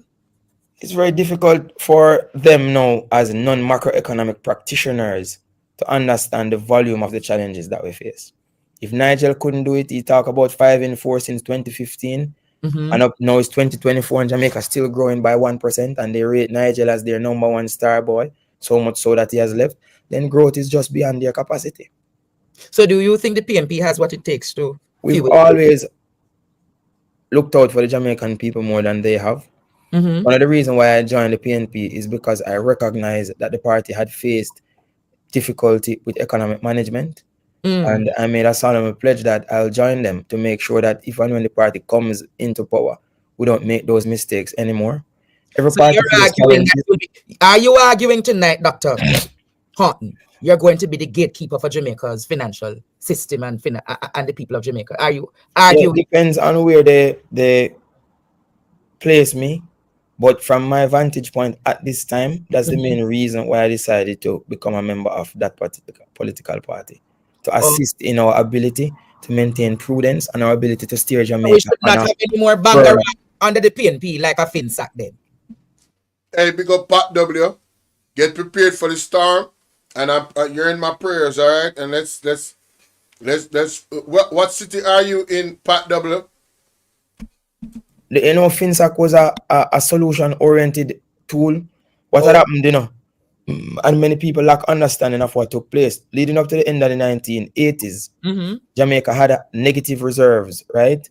So we couldn't get any foreign exchange to borrow because throughout the 80s, through the management of the Jamaica Labour Party, the reserves ran down to zero, right? Jamaica wasn't exporting enough relative to what we were importing, but on the financial side of it, we didn't have these large foreign investments bringing in the return on investment. Yes. And Gilbert came and added to that. And we needed capital expansion in a vast volume. And what had happened is that when Jamaica went to the IMF to negotiate, the IMF said we have this 10-point plan called the Washington Consensus. And I need your students to go on YouTube and type in the Washington Consensus. The Washington Consensus. Washington Consensus. Here, the adjunct lecturer for tonight says that it is your duty to research the Washington Consensus. Yes. It's a 10-point plan that the IMF had drawn up for Jamaica to follow if they needed foreign currency support. Right? And included in that 10-point plan was for Jamaica to liberalize its foreign currency, meaning that it would not fix the foreign exchange rate anymore. It would allow it to be determined by demand and supply. So in 1990, the US dollar to Jamaica. Wanna big up After 5 Press. Something not right, my wisdom warriors. Something is not right. Tell about them. Pat W said they are South Carolina. Hey, we want to put up on the prayers for everybody that is under the threat of this hurricane in America. Pray for them. Pat, I hope you stay safe, my darling. Alright? Do what you have to do. Godspeed. And big up After 5 Press. Yes, mama, we have to. This FINSAC thing come up and I always hear about it. So I decide to do my research and do a live about it. So this is about the FINSAC specifically. You understand? I big up Mr. Andrea Haughton. This young man sounds brilliant. This guy is a beacon in the PMP. Trust me. Dana Whittaker said, bless up everybody. Last night I was not able to see anything on YouTube. Oh, Jaja. Jamaica was 6-1. 6-1. And after we implement the Washington Consensus by 1992, the US had depreciated to 25-1. Right? Did you know that Telegram?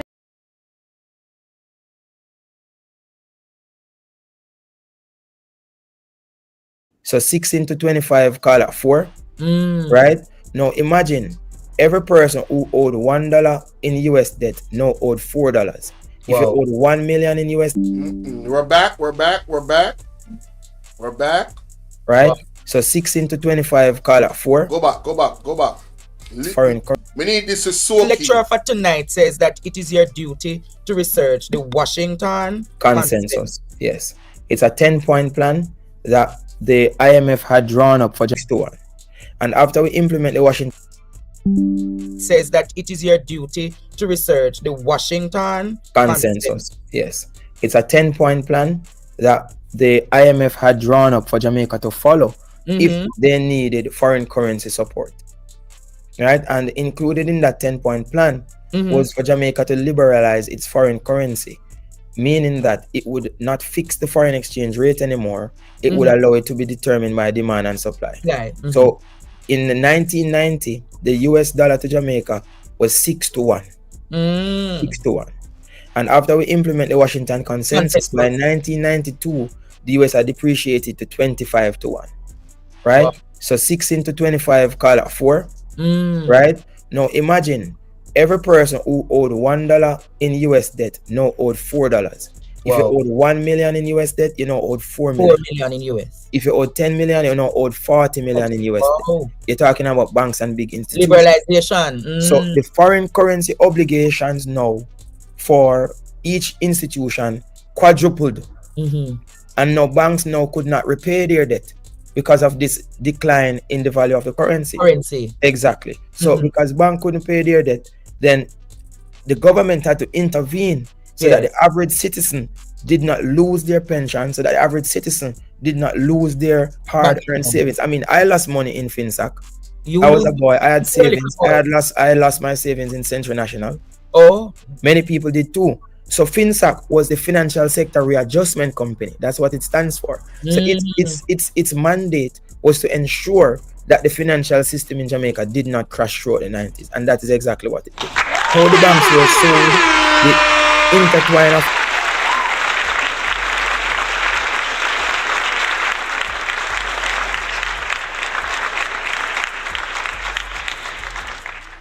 its mandate was to ensure that the financial system in Jamaica did not crash throughout the 90s, and that is exactly what it did.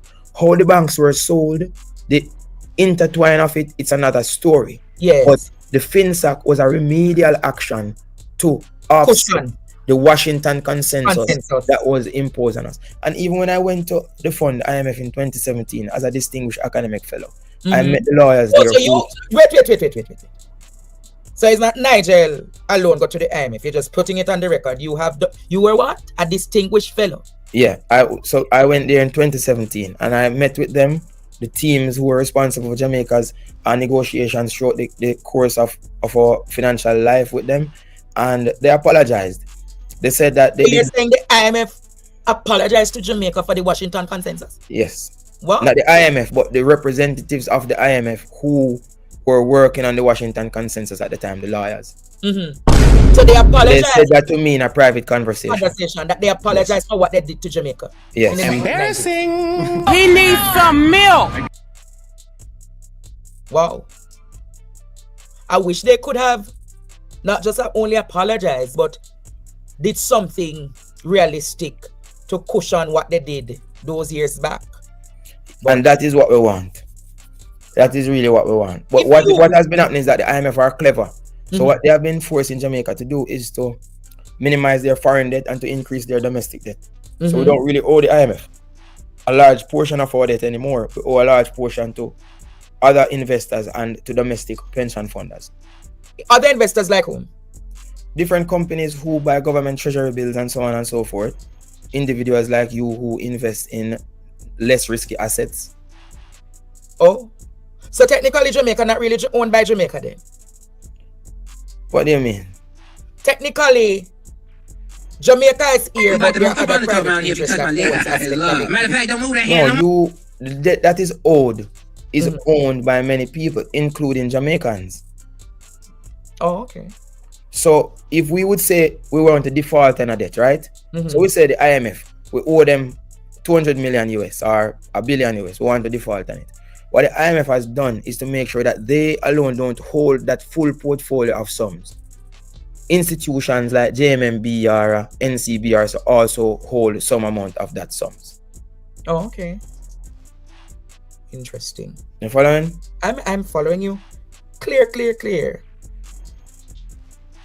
So how do we, as a country, pull ourselves from the IMF? And it's difficult to pull away from them because in 2021, the field of economics lost a rather significant figure.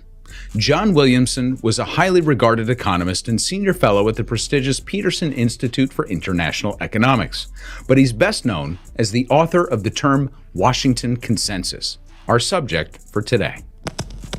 UNFTR. The Washington Consensus is one of those concepts that has been bouncing around policy circles since Williamson first presented it in 1989. As much as this is his primary legacy, Williamson was no one-hit wonder. But the term he coined and the tenets behind it were pretty important at the time and have been politicized and debated at great lengths in policy circles. Much like our discussions of neoliberalism and the free market monetarists that came out of the Chicago School, the Washington Consensus has deep meaning in the psyche of world leaders, policymakers, and economists, and it has similarly fallen in and out of favor over the years.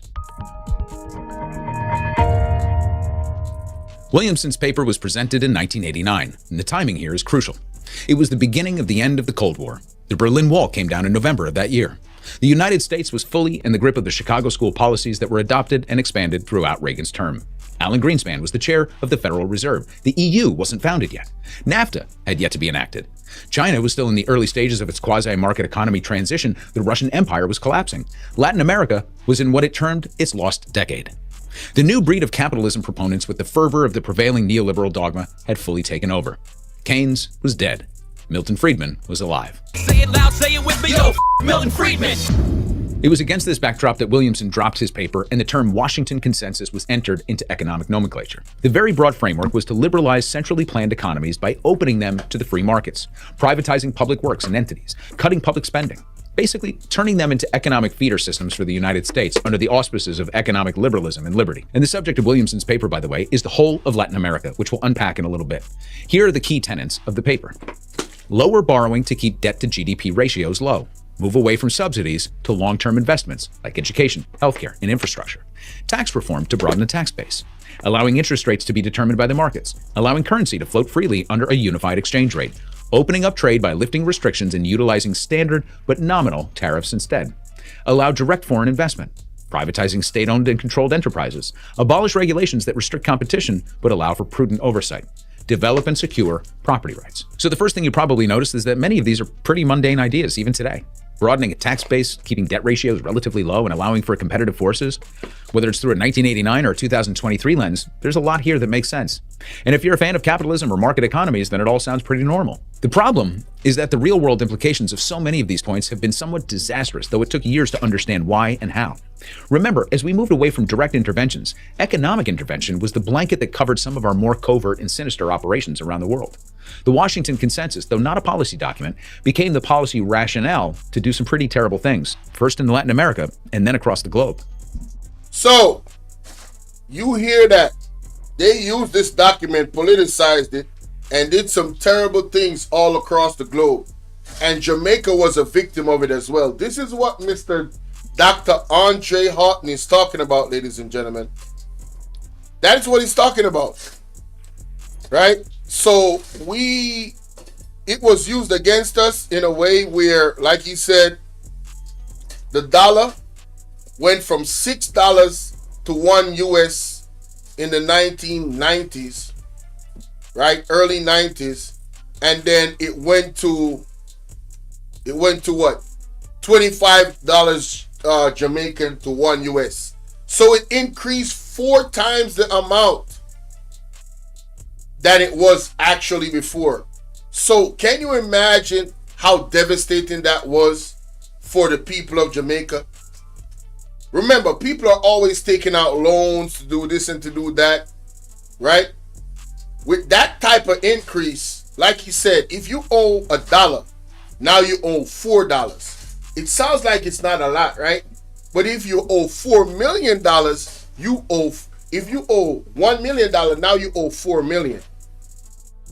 If you owe $10 million, now you owe $40 million. You see percentages is where it's at. Percentages is what you got to focus on. Don't focus on, oh, I just owe $1, now I pay back $4. It sounds good on that level. But when you start carrying the money up more, that's when you realize, oh shit, this is a 400% increase from what I actually own, right? In this video, he also explains, ladies and gentlemen, this is why FINSAC was created. FINSAC was created to remedy this issue. Jamaica did not have enough US dollars. So when you hear people walking around again, talking about, oh, the PMP and the FINSAC scandal, ask them 2 things. 1, why hasn't the JLP put out the FINSAC report? And 2, have you heard about the Williamson consensus? What is it called? The Washington Consensus? And point them to this video. The links are in the description. So they can go read for themselves, listen to the video, and probably do more research.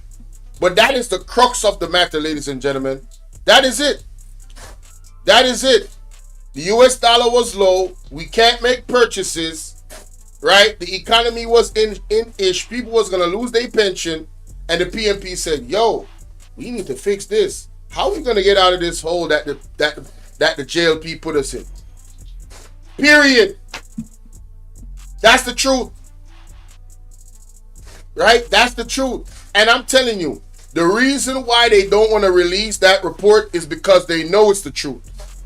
If the JLP thought, after reading the FINSAC report, if it had anything damning that could hurt the PMP chances and their reputation, go, see, this is why you need to vote the JLP, because, see, this is what they did and they destroyed the economy in that time.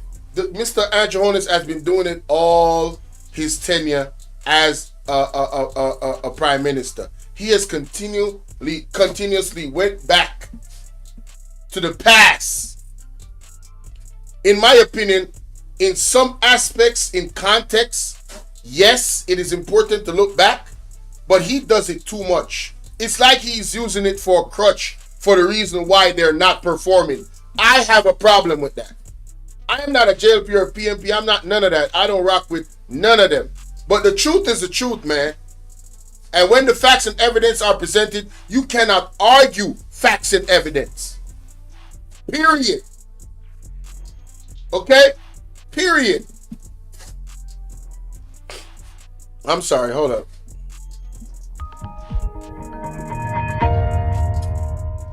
Most of Latin America operated under centrally planned economies leading into the 1980s. Essentially, this is a very top-down structure where a central authority plans and organizes the economy, everything from price and wage setting, allocation of goods and resources, and interest rates.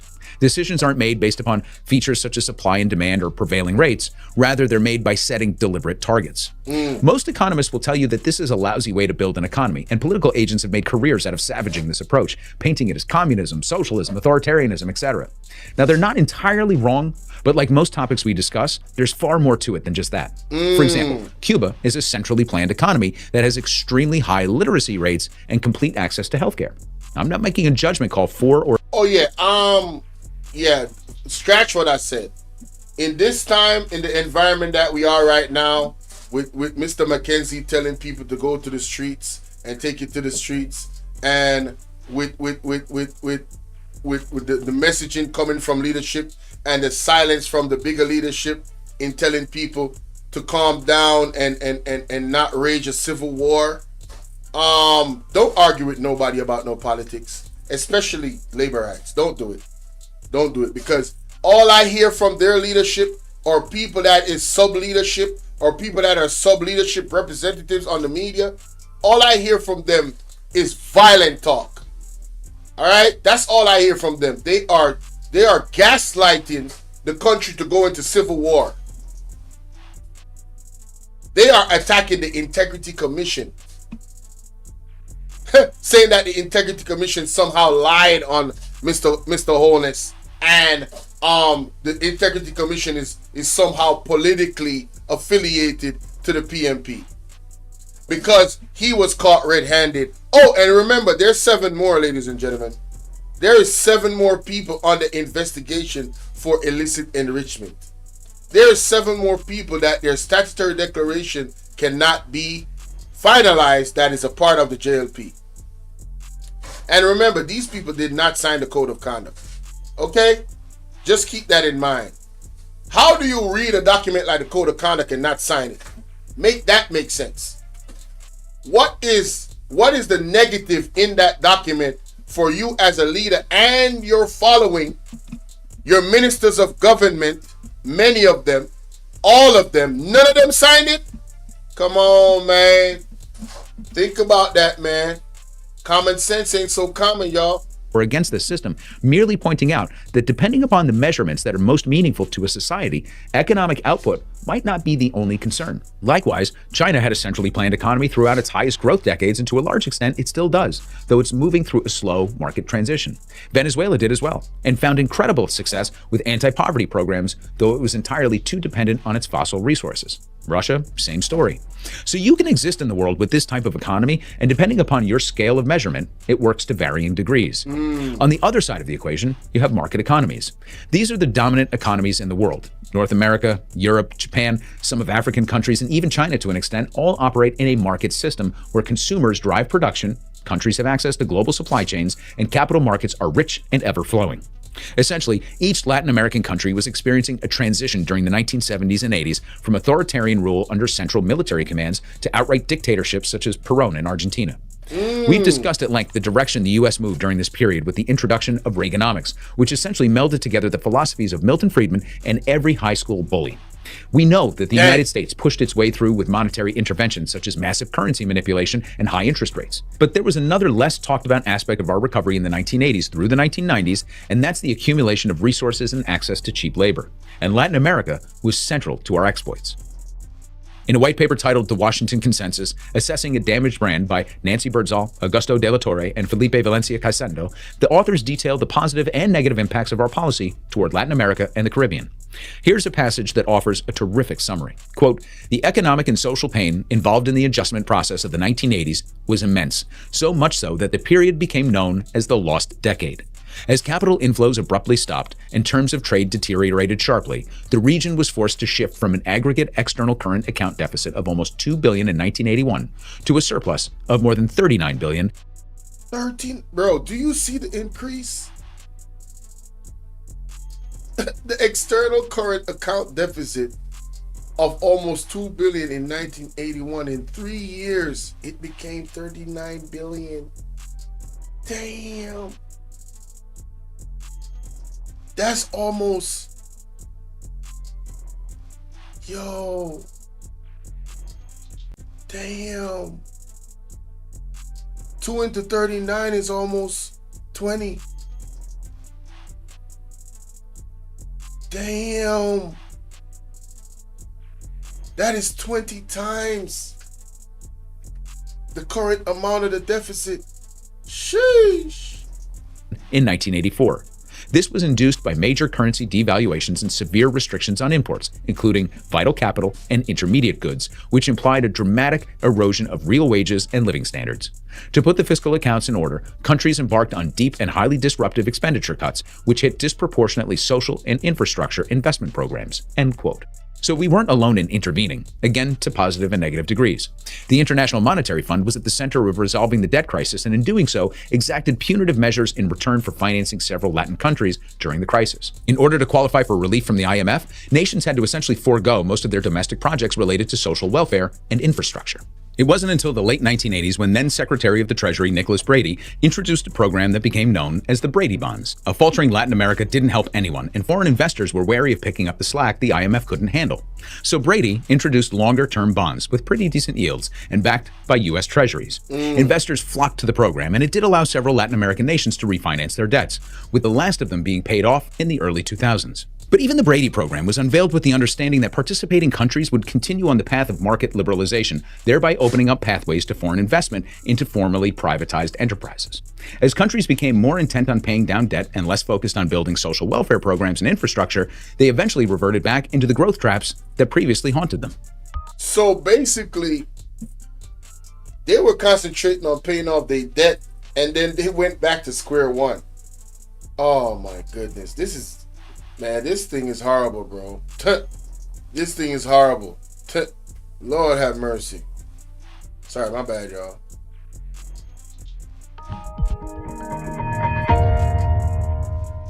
Latin America is often pitted against the so-called tiger economies in Southeast Asia, specifically South Korea, Vietnam, Hong Kong, and Singapore. The rationale being that they were similarly situated coming out of the debt crisis, with the tiger economies theoretically performing better over a period of decades.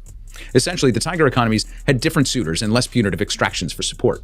Support for the tiger economies came in the form of capital resources that were invested into manufacturing, distribution, technology, etc., whereas Latin American countries imported luxury goods from the United States and were prohibited from directing the type of investments that would have promoted manufacturing growth over time. So during this period, there are a few very positive outcomes that gave the appearance of unquestionable neoliberal success. Most of the Latin American countries were able to beat back inflation and open their economies to free trade. Of course, so did every other country on the planet. And countries like the Dominican Republic and Chile outperformed their counterparts for many, many years on key metrics like GDP growth. Whether the two are correlated or not, it was also a period when most Latin American countries finally broke free of military-style dictatorships and authoritarian regimes. Ultimately, however, this era also marked a protracted period of rising inequality, destruction of the middle class, and loss of state-owned enterprises able to keep high levels of capital within the system. That is a red flag. When you see the middle class being destroyed, red flag, red flag. Forced austerity further suppressed the poor and lower classes, all in service of beating back inflation and inviting foreign capital investments into newly privatized enterprises. In all, it was a solid rebuke of centrally planned economies, though it exacerbated the living conditions of so many at the bottom rungs of society. According to the Economic Commission for Latin America and the Caribbean, a UN commission, the period between 1980 and 2000, the bookends for the Washington Consensus period, saw an increase in the percentage of poor people in urban areas from 29% to 37%, and an increase among rural poor of 59% to 63%.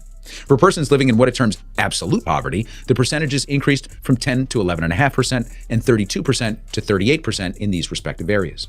There's one big head fake that neoliberals point to during this period to prove their case that opening up Latin American and Caribbean economies was a good thing overall.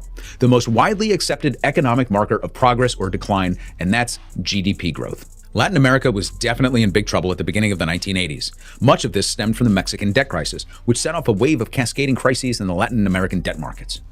Shout out to my boy Mel. What's up, man? Hey, today's Wednesday? Damn, time was flying. I didn't even remember that. Stiff. Oh my God. Owen Siegel. Stiff Tongue. He said, Andre.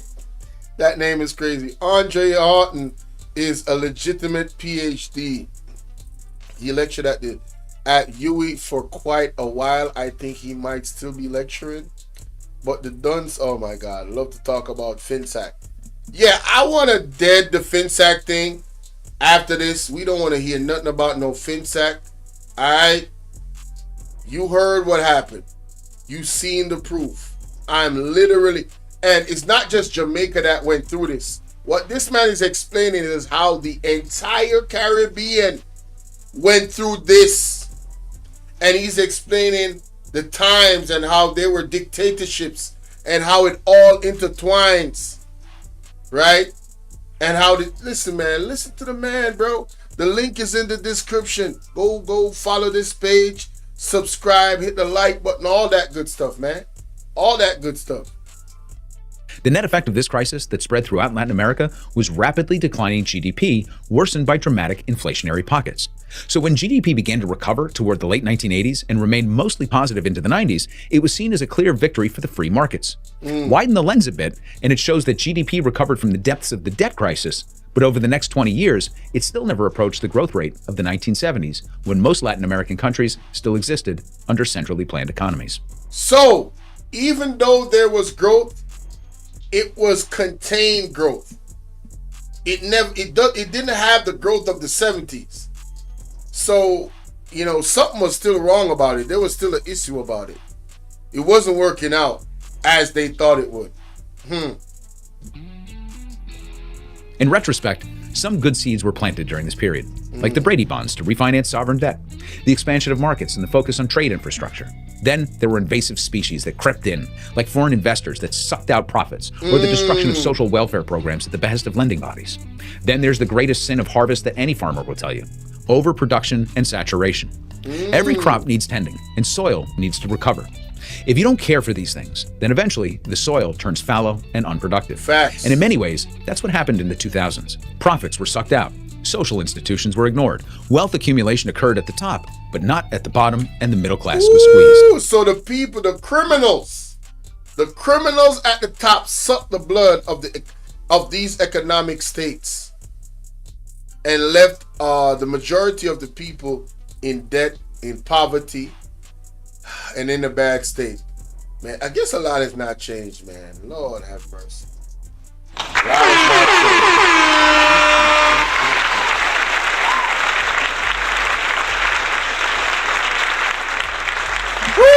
I'm taking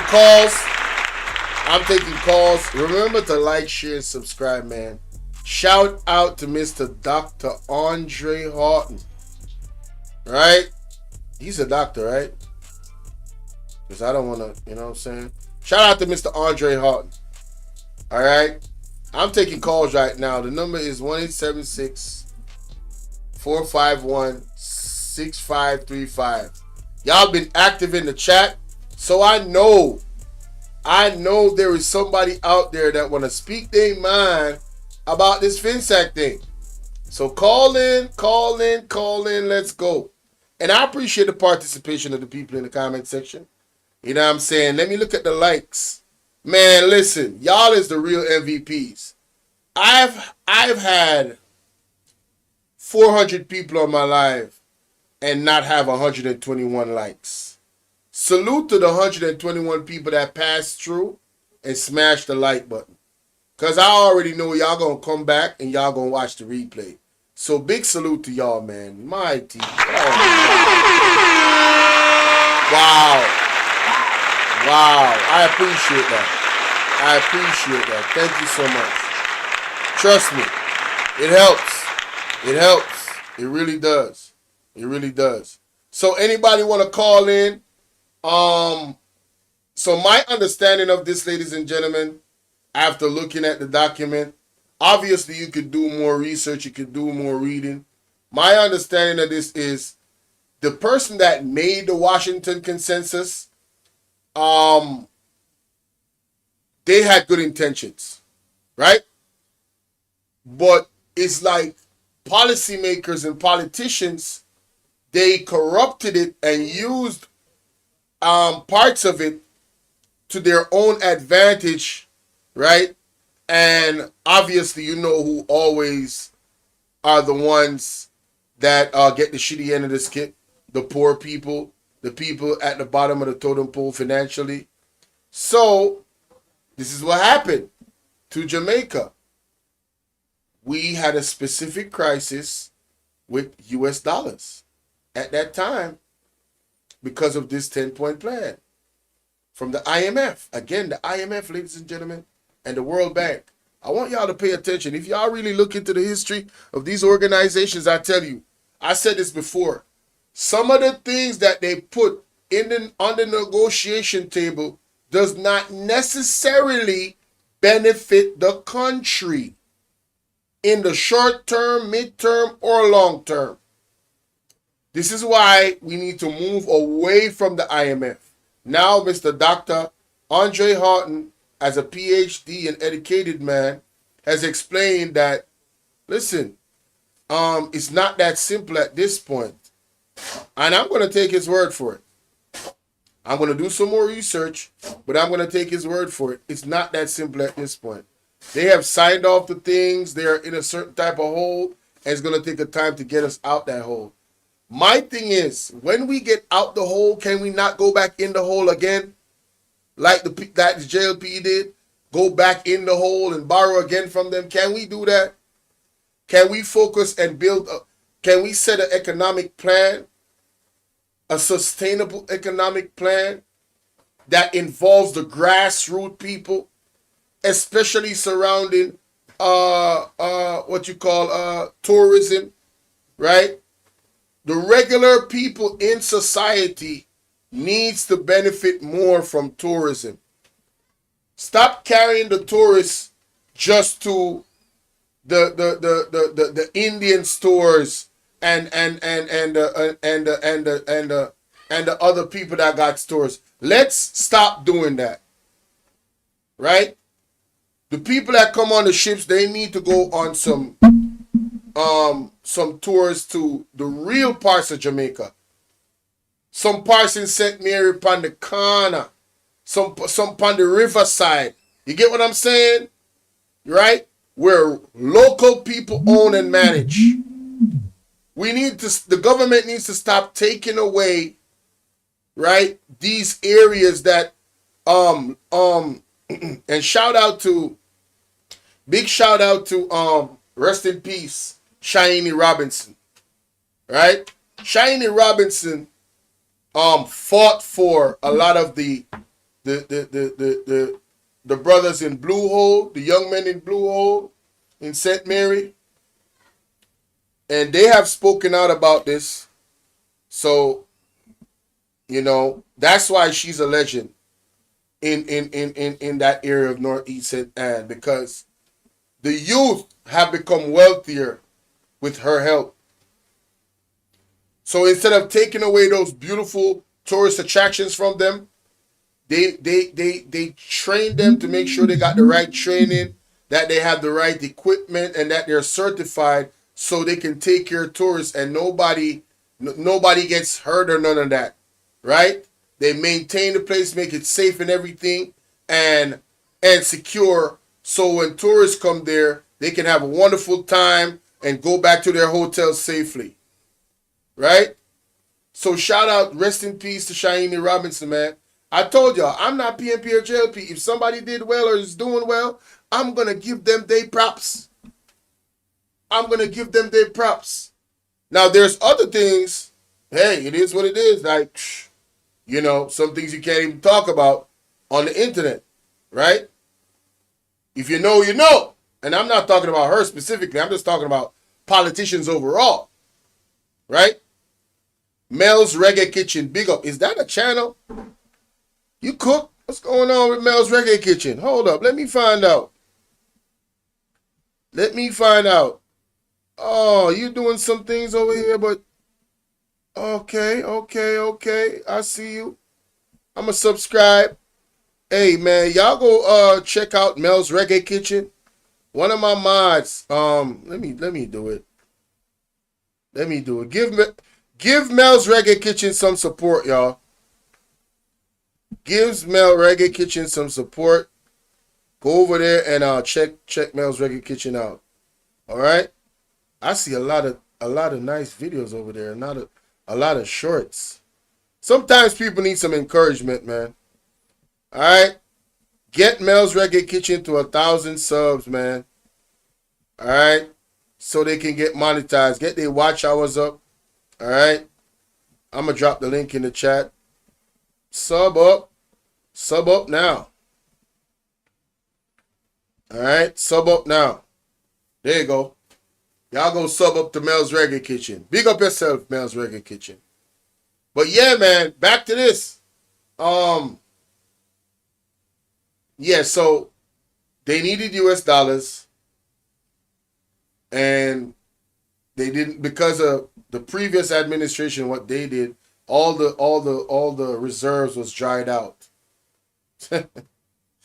So FINSAC was there to literally fix that issue, to literally fix that problem, and not have the entire economy crash, which it actually did. But of course, in a situation like that, there's going to be some casualties. It is what it is. You're welcome, Mel's Reggae Kitchen. It is what it is. Right? But for the majority and the collective, FINSAC did what it was supposed to do. I challenge the JLP to release those papers. I'm challenging the JLP to be transparent about everything. Give the people the papers so we can read it for ourselves and fully realize. Hold up. Evelyn just sent me something. It's got to be important. Let me see what this is.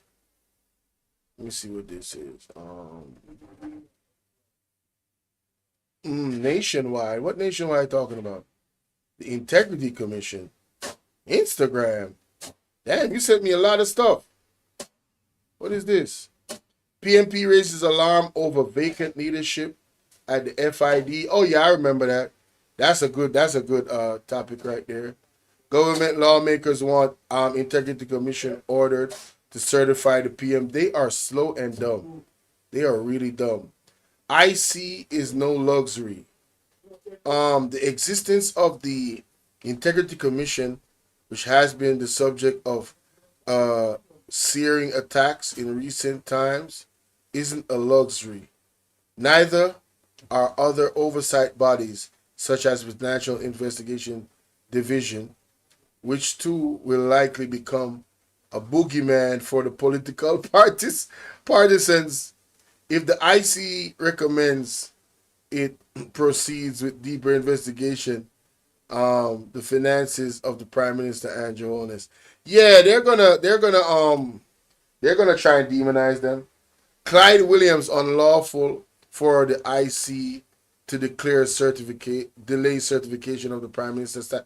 See, these titles that they put up, they are not delaying the certification.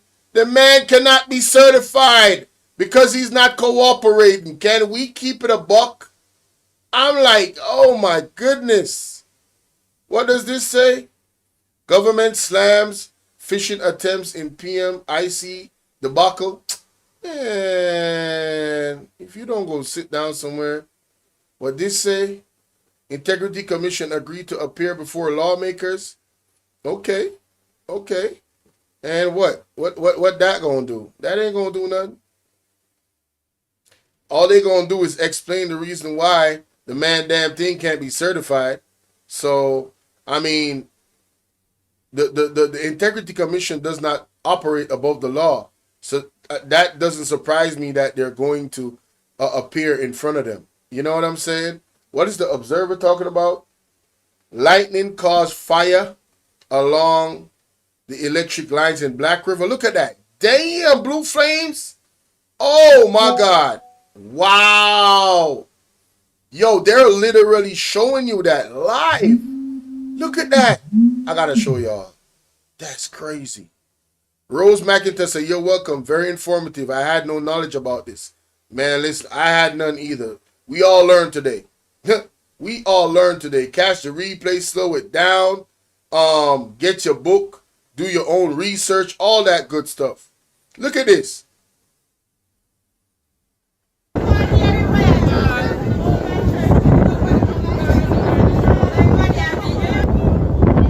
back. I need them to go back so you can see the flames on the wire. That's crazy, bro. That's actually crazy.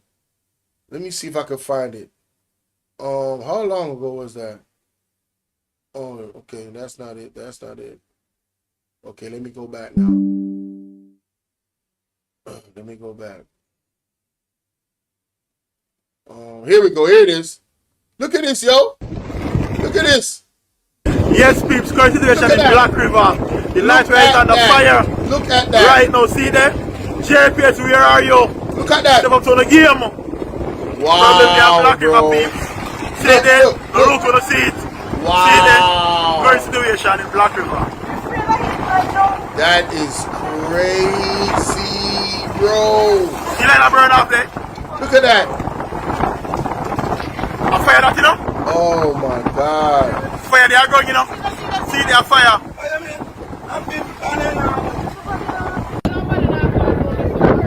Yo, how many of y'all watch cartoons? The dude that literally is like lightning is his power in one of the cartoons. That's how he literally moves in light wires.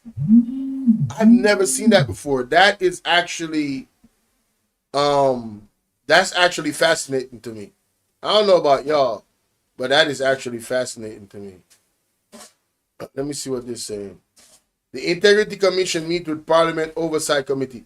Parliament Oversight Committee is everybody in the JLP. There's only two persons in the Parliament Oversight Committee. That's PMP. So I don't trust the Oversight Committee. Anything that has to do with the JLP, I don't trust them. I don't know about y'all, but I don't trust them. All right. Let me see what. Pretty brown eyes. Oh my God. What's up, baby? What up? BOLO. BOLO. BOLO. What's going on, baby?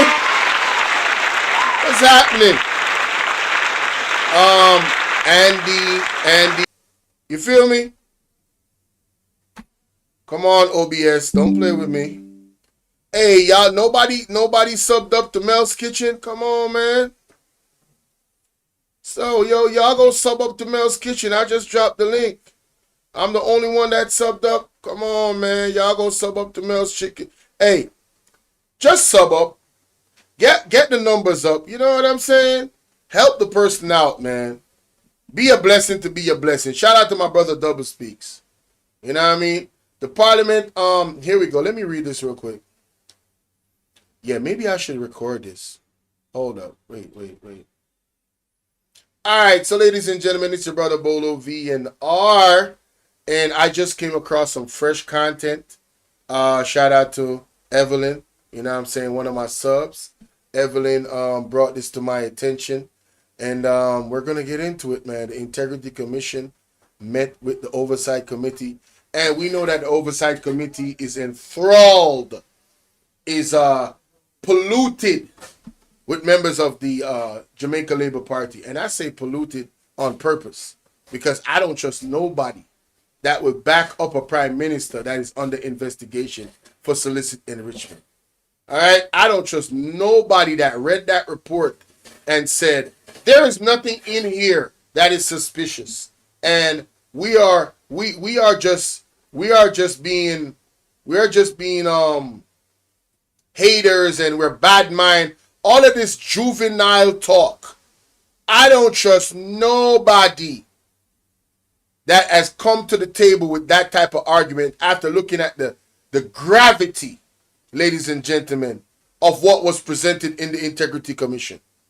They have to be dumb, deaf, and blind, or they got to be cult followers. Something ain't right. Something ain't right. Something not right, my wisdom warriors. Okay? Something is not right. Yeah, I don't trust none of these people, bro. I'm dead ass serious. I don't trust liars. What the hell you mean? So here we go. The Integrity Commission meet with Parliament's Oversight Committee. All right, this was 3 hours ago. Okay, it says the Parliament Integrity Commission Oversight Committee will meet with the chairman and commissioner of the Integrity Commission. Scheduled for Thursday, October 3rd. Oh, October 3rd. They haven't already. They're going to. The commission will discuss recent reports and any other matter related to the commission's oversight responsibility with the ICOC. During the ICOC's meeting on Tuesday, the committee decided that the commissioners would provide additional detail regarding the recent special report on yet to be certified statutory declaration of the Prime Minister and Her Holiness, which was tabled in Parliament on September 17. The IC Director Investigation, Kevon Stevenson, indicated in the report that the Integrity Commission was unable to clear Holiness in an illicit enrichment probe after a year because it was unable to untangle the business operations of several companies wholly and partly owned by Holiness. The IC has referred the report to the Financial Investigation Division and Tax Administration, TAJ and FID, respectively, to bring closure to the matter. Chairman of the Oversight Committee, Edmund Bartlett, this is why I don't trust the Oversight Committee. Edmund Bartlett is the goddamn chairman, bro. Come on, son. Come on. What are we doing right now? What are we doing right now? What are we actually doing right now?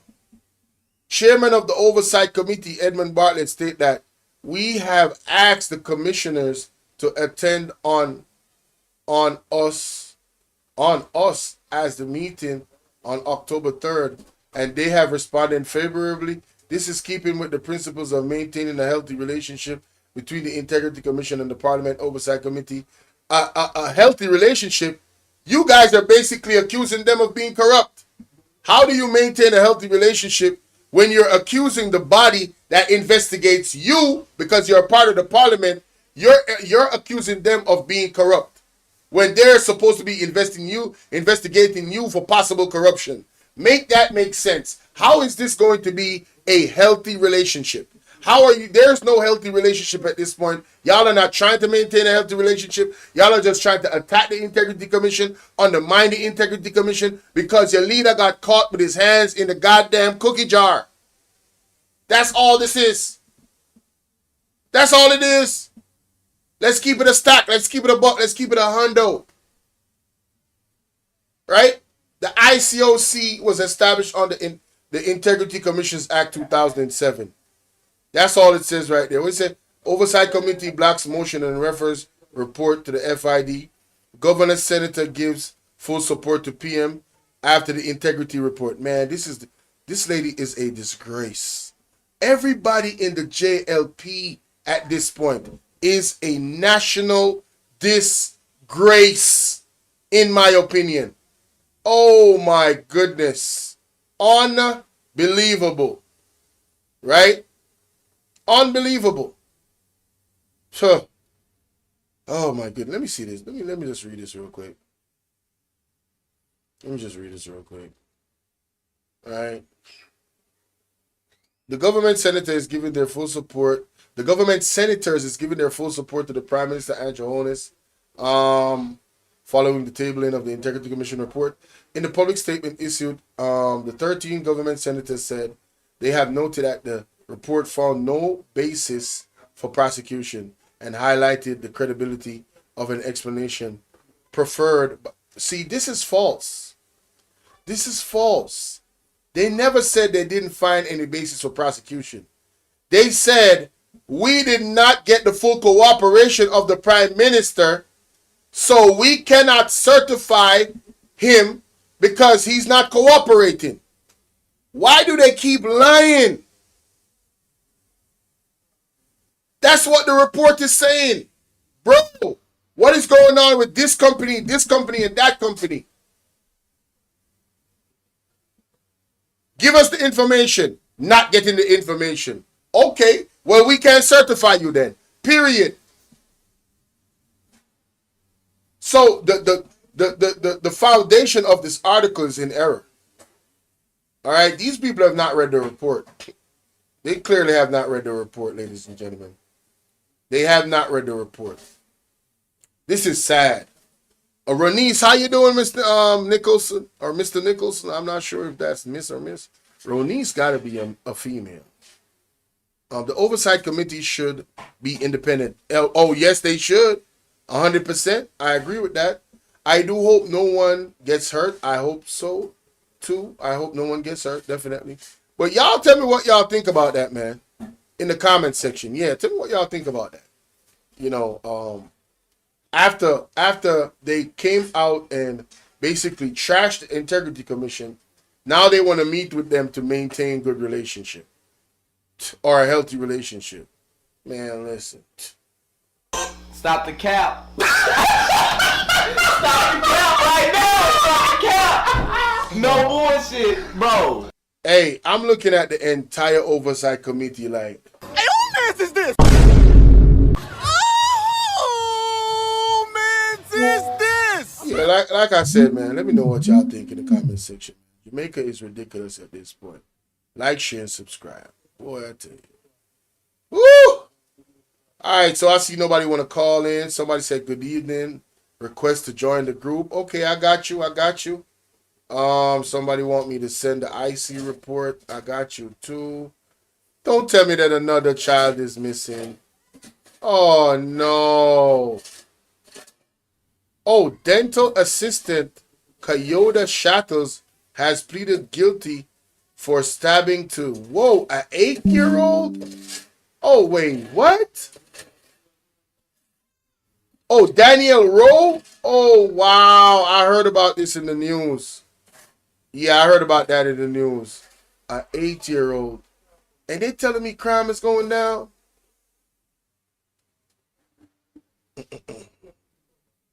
This says Telegram will provide user IP address and phone numbers to relevant authorities in response to valid legal requests, according to Chief Executive Officer Pavel Durov. Okay, Telegram is no longer a safe space. Telegram is no longer a safe space, ladies and gentlemen. Telegram used to be a place where, you know, you could share information and stuff like that you can't share on mainstream media.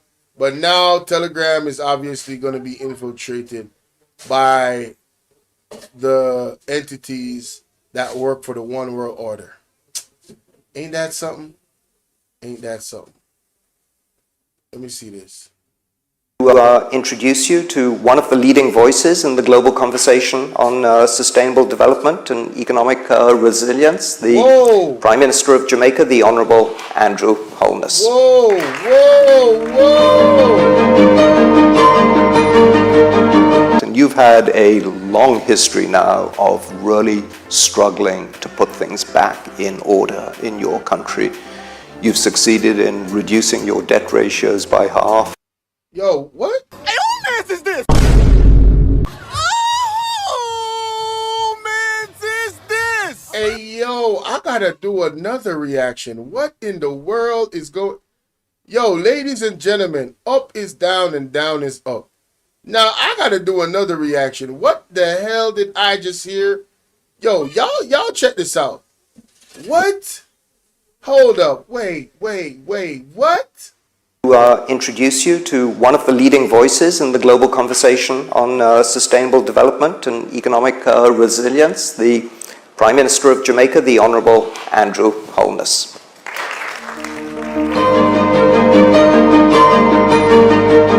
And you've had a long history now of really struggling to put things back in order in your country. You've succeeded in reducing your debt ratios by half. Unemployment has come down to fairly low levels. Inflation has come down. So lots of successes. Inflation has gone down? Stop the cap. Stop the cap right now. Stop the cap. No bullshit, bro. Oh my God, bro. Oh, hell no, man. What the fuck, man? Get your ass on, boy. You get your goddamn ugly ass on. Tell us a little bit about how you were able to do that. Well, firstly, it's the building of social and political consensus. That's absolutely important. And that starts with the country taking responsibility. We have to put our house in order. And then we have... How about you take responsibility and put your own house in order, like your statutory declaration? Let's start there where responsibilities are concerned. All right? Because if you can't do that, you're not qualified to run a country, sir. I can tell you that right now. If you can't tell us how you made your own money, right? You can't declare that. That is uncertified. Your whatever it is that you're talking about, Jamaica, is uncertified as well. You are not qualified. You are disqualified. That no approval. Get the hell up out of here, man. Sitting there talking, yes, and you know, I'm the master, and you know, yes, if you want to know how to do this, you need to ask me, because it's very simple. This is, look at his body language. And this dude gotta be a puppet. They're propping him up. Oh my God, bro. To strike a global and international partnerships. We struck a very good partnership with the IMF. Oh, he did not use the IMF as a source. Oh my God, bro. Man, this is bad, bro. Hey, boy, ain't no fucking way, boy. Boy, ain't no way, boy. Boy, ain't no way, boy. This is bad. Boy, ain't no way, boy. This is bad, bro. Boy, ain't no way, boy. This is really, really bad, bro. Boy, ain't no way, boy. This is really, boy, ain't no really fucking bad. way, boy. This is really, really bad. World Bank, and we focused on a development program which was sponsored by both the IMF and the World Bank. Oh, so not only, so he using both of them. Oh my God. We are in so much trouble. We're in so much trouble, y'all. Y'all don't understand. And then the government committed to a fiscal path and stuck to it. Clearly, the COVID pandemic would have set us back. But within the fiscal program, it sure didn't set you back. You was making a whole lot of money in COVID, huh? Why didn't you concentrate on helping Jamaica make that money? Phoenix Rising, how you doing, baby? What's going on, love? This is ridiculous. we built in resilience. So we ensured that our economy was able to respond to shocks, and we were able to respond to the COVID pandemic and the subsequent shocks that followed, the supply side shocks, supply chain shocks, the energy shocks. And then recently we had another. How did you respond to the shocks? Can you give me an example of how we did not plummet into more debt, and we did not plummet into oil prices going up and food going up? What did you put in place to withstand shocks? Give me an example without just saying it, because I didn't see it, I didn't feel it, I didn't hear it. I don't know nothing about no responding to no shocks. Bruh, we got the full brunt. If it was a boxing match, we got the full force of the hit. All right, from Evander Holyfield or Mike Tyson, from C19. So I don't know what he's talking about. And my people that is watching this live or who is watching the recording, can you tell me in the comment section where you felt a cushion of the shock of C19, where you and your family and your economy and your business is concerned and your job? Can you tell me in the comment section? Am I bugging? Am I bugging? Shock, which was Hurricane Beryl, and we were able to respond to that. So I think that Jamaica... Not Hurricane Beryl. Where's the money from Hurricane Beryl that you got from all time? You got like $4 million from the United States alone, if I'm not mistaken. And somebody can correct me if I'm wrong. I might be wrong on that figure. But I heard about $4 million was given by the United States alone. Why do we have people in my comment section telling me that they have people that lost their houses and is sleeping under zinc at this moment in time, 3 months later, 4 months later, since burial? Why have these people not gotten money that you got? 4 million US dollars is what? 150 million times 4? That's $600 million. And you haven't given these people no money yet? You haven't given them supplies to build back their house? None of that? Where is the burial money, Mr. Wholeness? Where is it?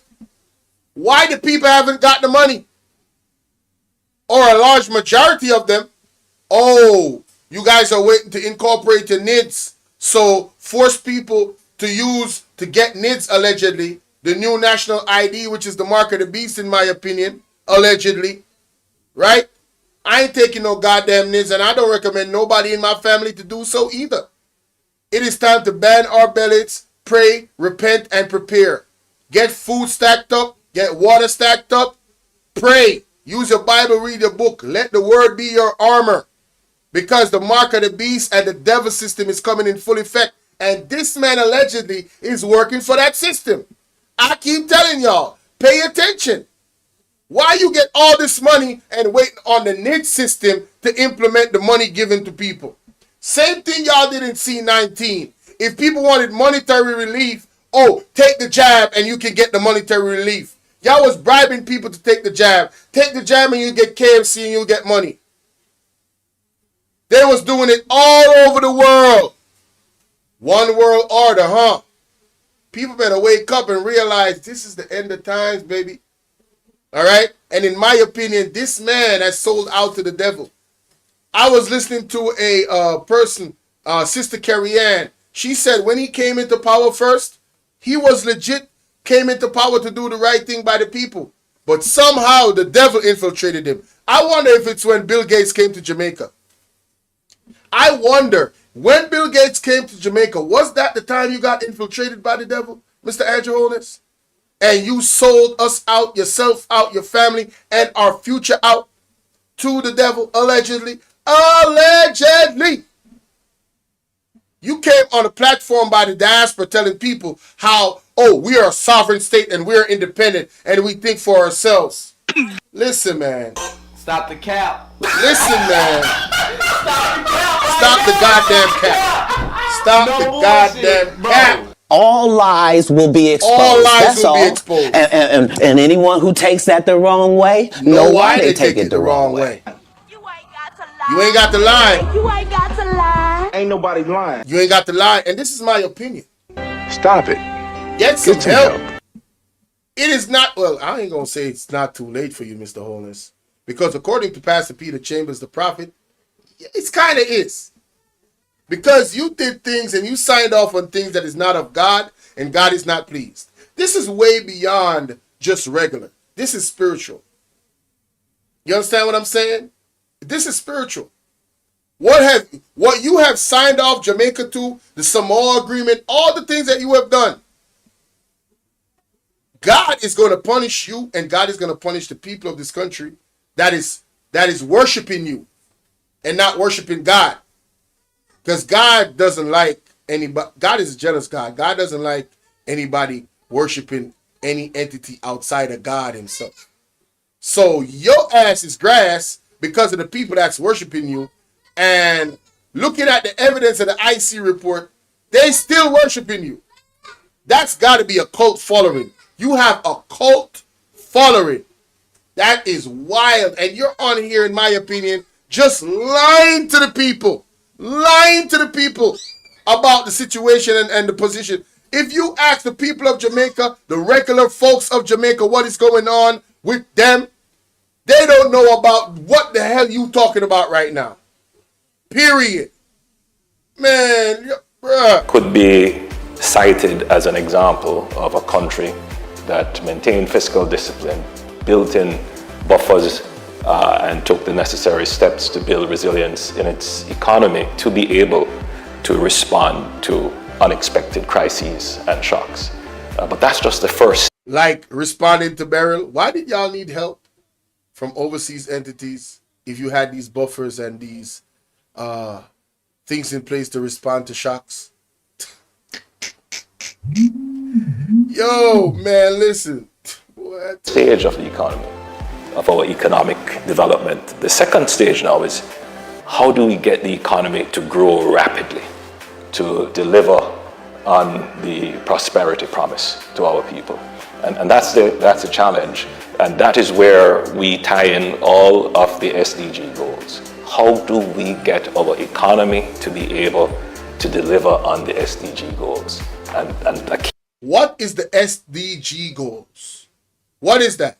Key part of that is growth, and I believe that the multilateral financial system. The multilateral financial system. You mean the global system? You mean the one world government? Has a role to play. Okay. Has a role to play in taking a very forward-leaning posture in ensuring that the global financial the global financial architect. You mean the one world order? Architecture is supportive of countries like Jamaica. Oh, they have to be supportive. So you're dependent on the global Oh, wow, okay. That have made the sacrifice, that are putting in the effort to ensure that that sacrifice and effort results in growth. Oh, so there's a possibility that the sacrifice and effort that you're putting in might not result in growth because we're dependent on somebody else for that growth? Oh, that's what you're saying. Okay. We're here. The UN Secretary General has called for an SDG stimulus plan. You yourself. What the hell is SDG? What is that? What is SDG? We're here. The UN Secretary General has called for an SDG. SDG stimulus plan. Let me Google that real quick. Because that shit is pissing me off. SDG. SDG stimulus plan.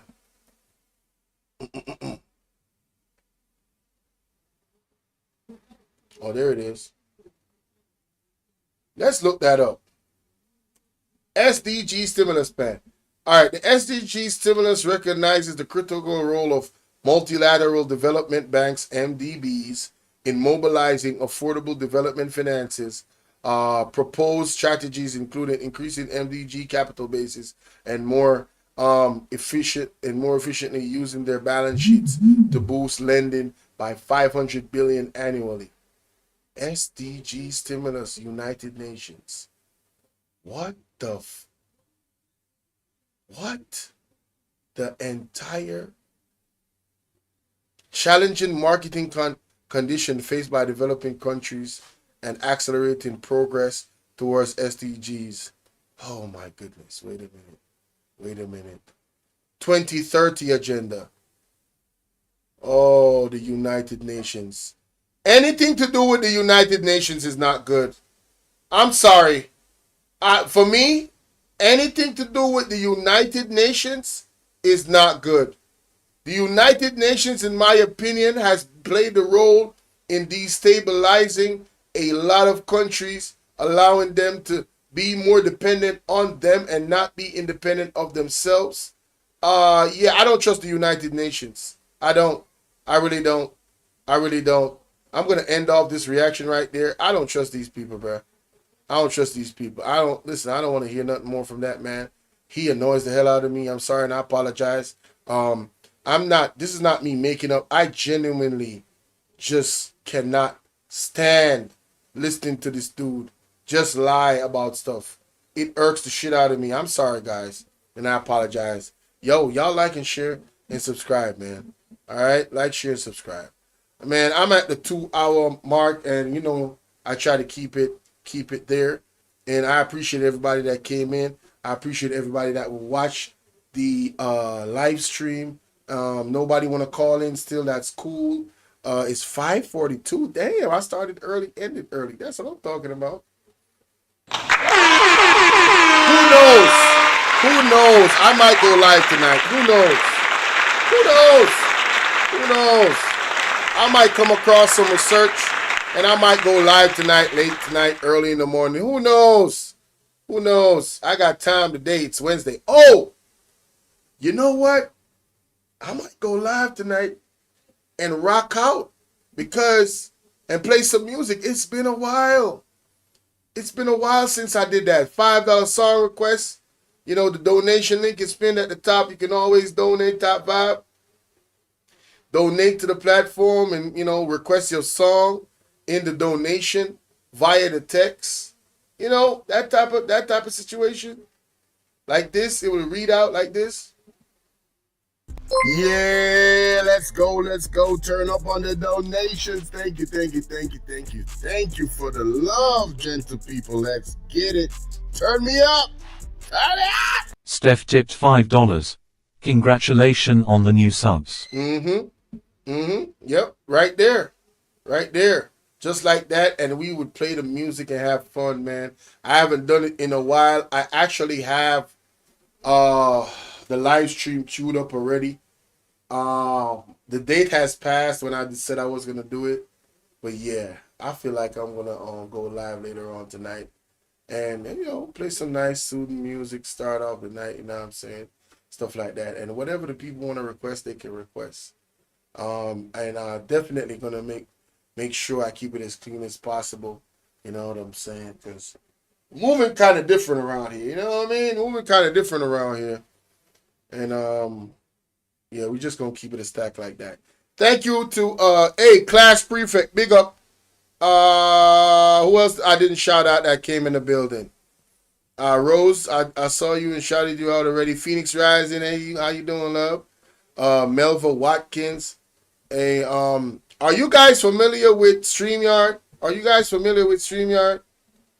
Let me know in the chat. If you're familiar with StreamYard, put a 1 in the chat.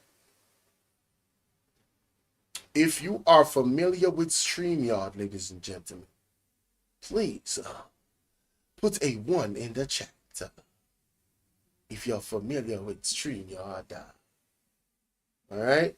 Because I can do StreamYard as well. Put a 1 in the chat if you are familiar with StreamYard, ladies and gentlemen.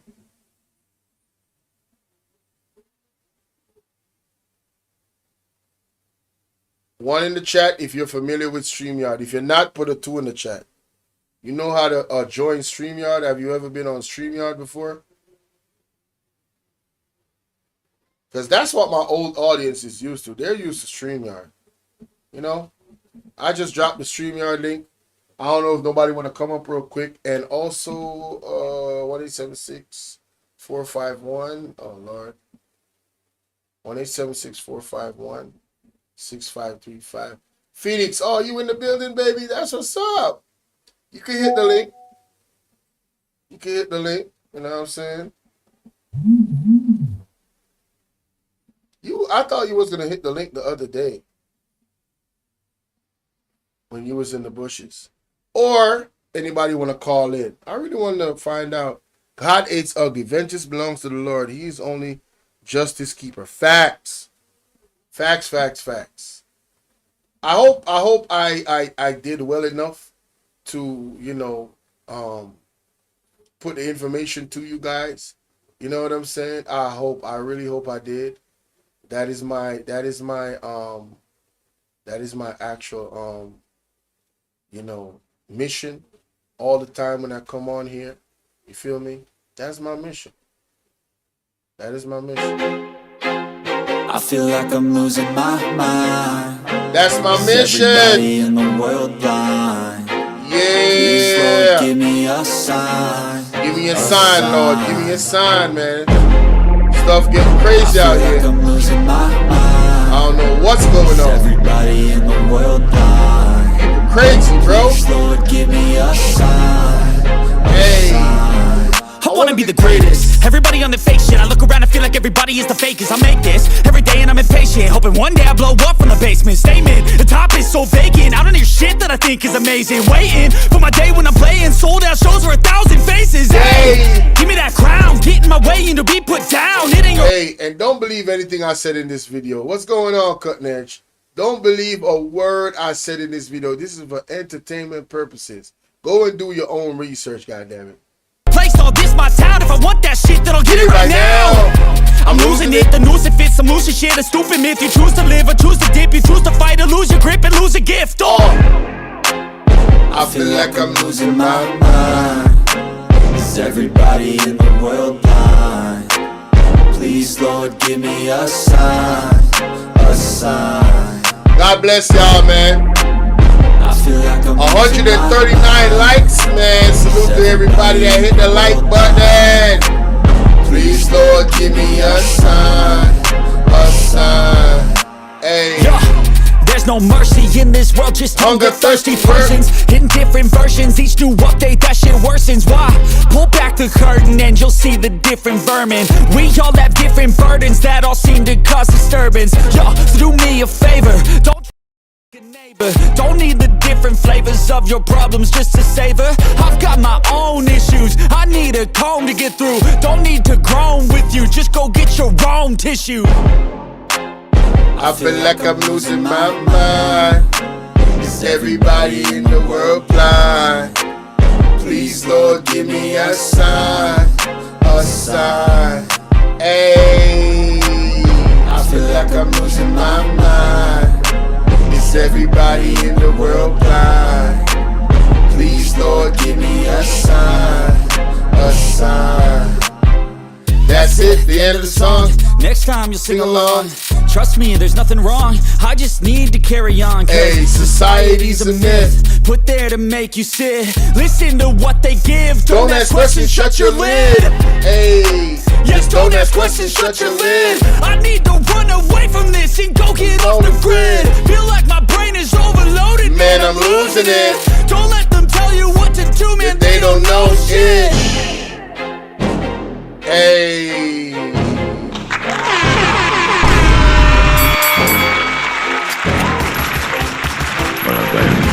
Something not right, my wisdom warriors. Something is not right. Tell about them. All lies will be exposed. That's all. And anyone who takes that the wrong way, know why they take it the wrong way. Yeah, man. Hey, salute to each and every one of y'all. You know, there's always work for me to do on YouTube. So behind the scenes, trust me, I'm working. The work never ends. But guess what? I'm going to go live, man. I'm going to go live at 7:30 or 7:45. And we're going to play some music. We're going to have jam session Wednesdays. All right? So all of my day ones, hey, Phoenix, tell everybody. Tell everybody. Jam session Wednesdays is on and popping. 7:45. Cutting Edge. Tell everybody, dog. Tell everybody. All of my day ones, all of the new ones, tell everybody. We doing jam session Wednesdays. All right? I'm going to get some rest. I'm going to be chilling. You feel me? And jam session Wednesdays is on and popping, baby. On and popping, baby. You heard?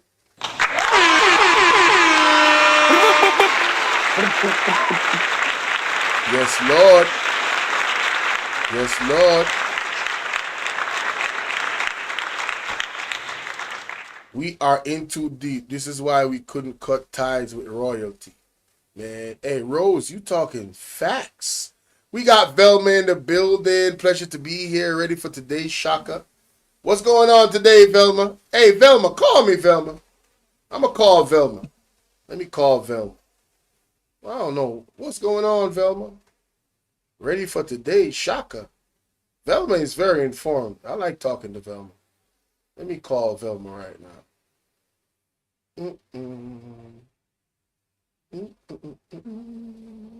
Here we go. Velma. Yes, it's connected. Oh, perfect. Hey, my brother. What's going What's on? up? You're on the live, okay? Okay, we'll do. Yeah, man. So what you said in the chat, you're getting ready for today's shaka? What is that? Yeah. They say birds of a feather flock together. So I'm now learning that Patrick Bailey is now struck off the role by the disciplinary committee, so he cannot any longer do law in Jamaica. Oh yeah, But he is today. I saw that on Facebook. Second time. But I'll forward it to you. Wasn't he disbarred some time ago? Yes. Isn't that And I saw it that today, but he continued. I think he has been continued. He's the Prime Minister's lawyer. How is he the lawyer if he's been disbarred? There you go. Well, so now he's. Let me put this disclaimer out. This is all that's alleged. Crazy. This is all alleged. You said you sent it to me? Yeah, I did. Okay, let me look at it. Let me look for it. All right. Yeah. Well, go ahead. Keep talking. Yeah. I am a bit concerned about the Prime Minister opening an account with NCB with $0. Well, who does that? Somebody messaged me and said that they have done that before, opening an account with $0 online with the promise of a certain amount of time for them to go and add money to the account.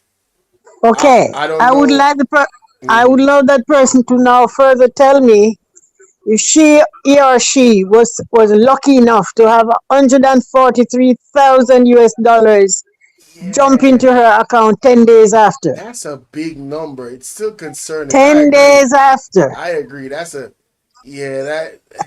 And coming from SSL. Shouldn't the bank say, like, what is the source of funds to invest? Exactly. And SSL allegedly is not an investment. So there's no investment. How do you yield a profit from no investment?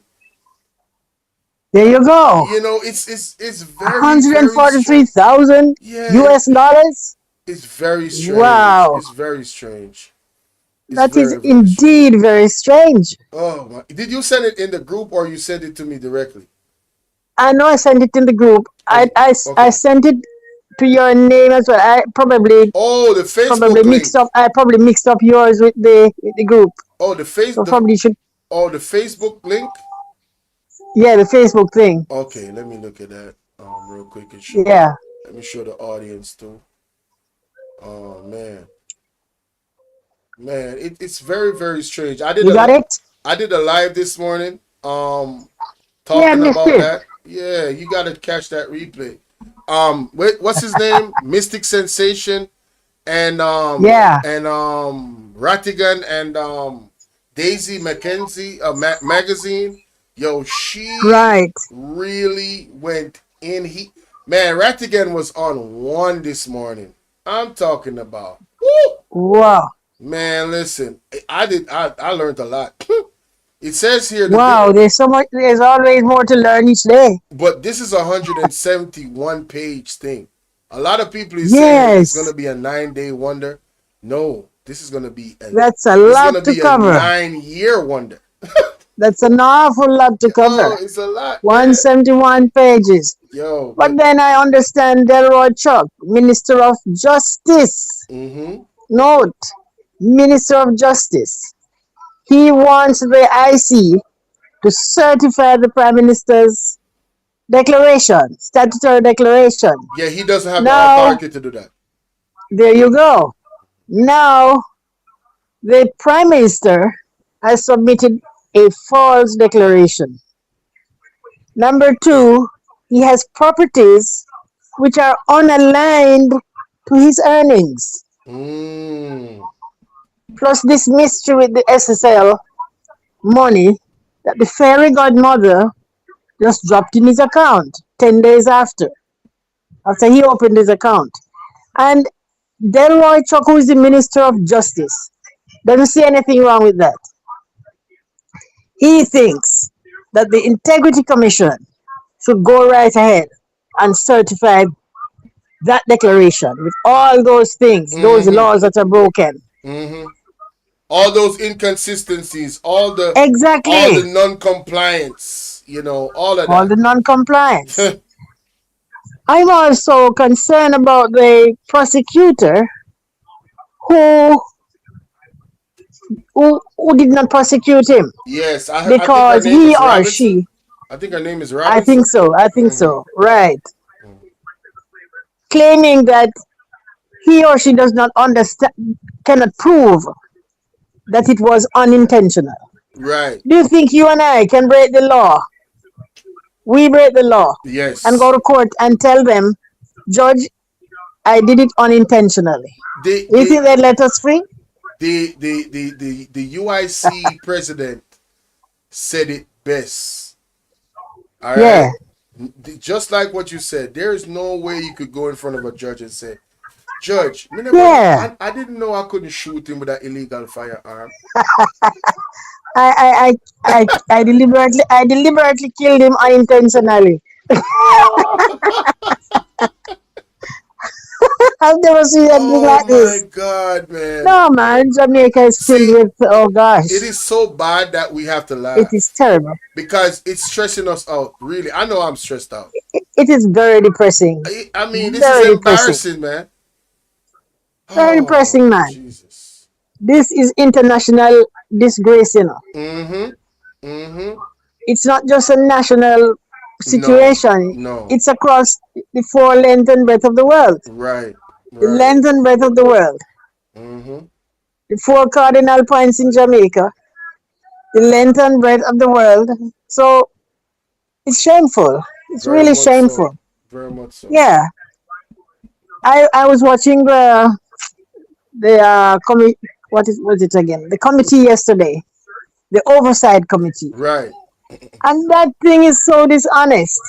You have 7 persons, 5 on the government side, and Joel-led government, and 2 on the opposing side.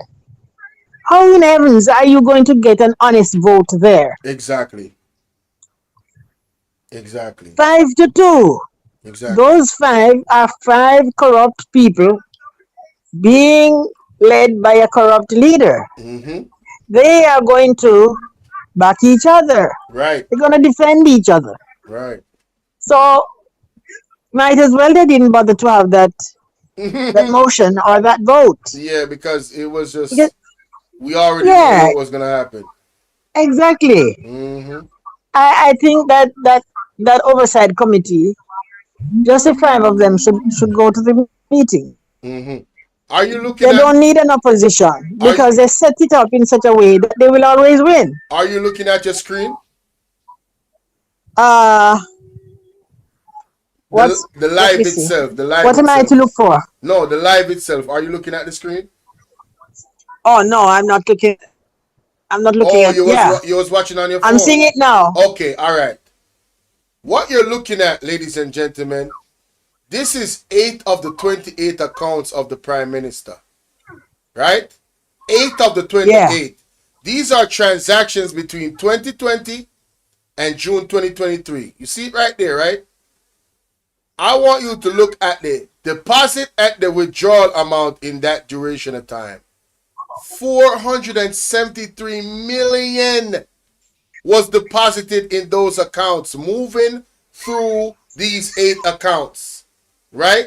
And the withdrawal from these 8 accounts was $427 million. Where in the world did the Prime Minister accumulate this amount of money in 3 years between 2020 and 2023? How? Yeah. How is this possible?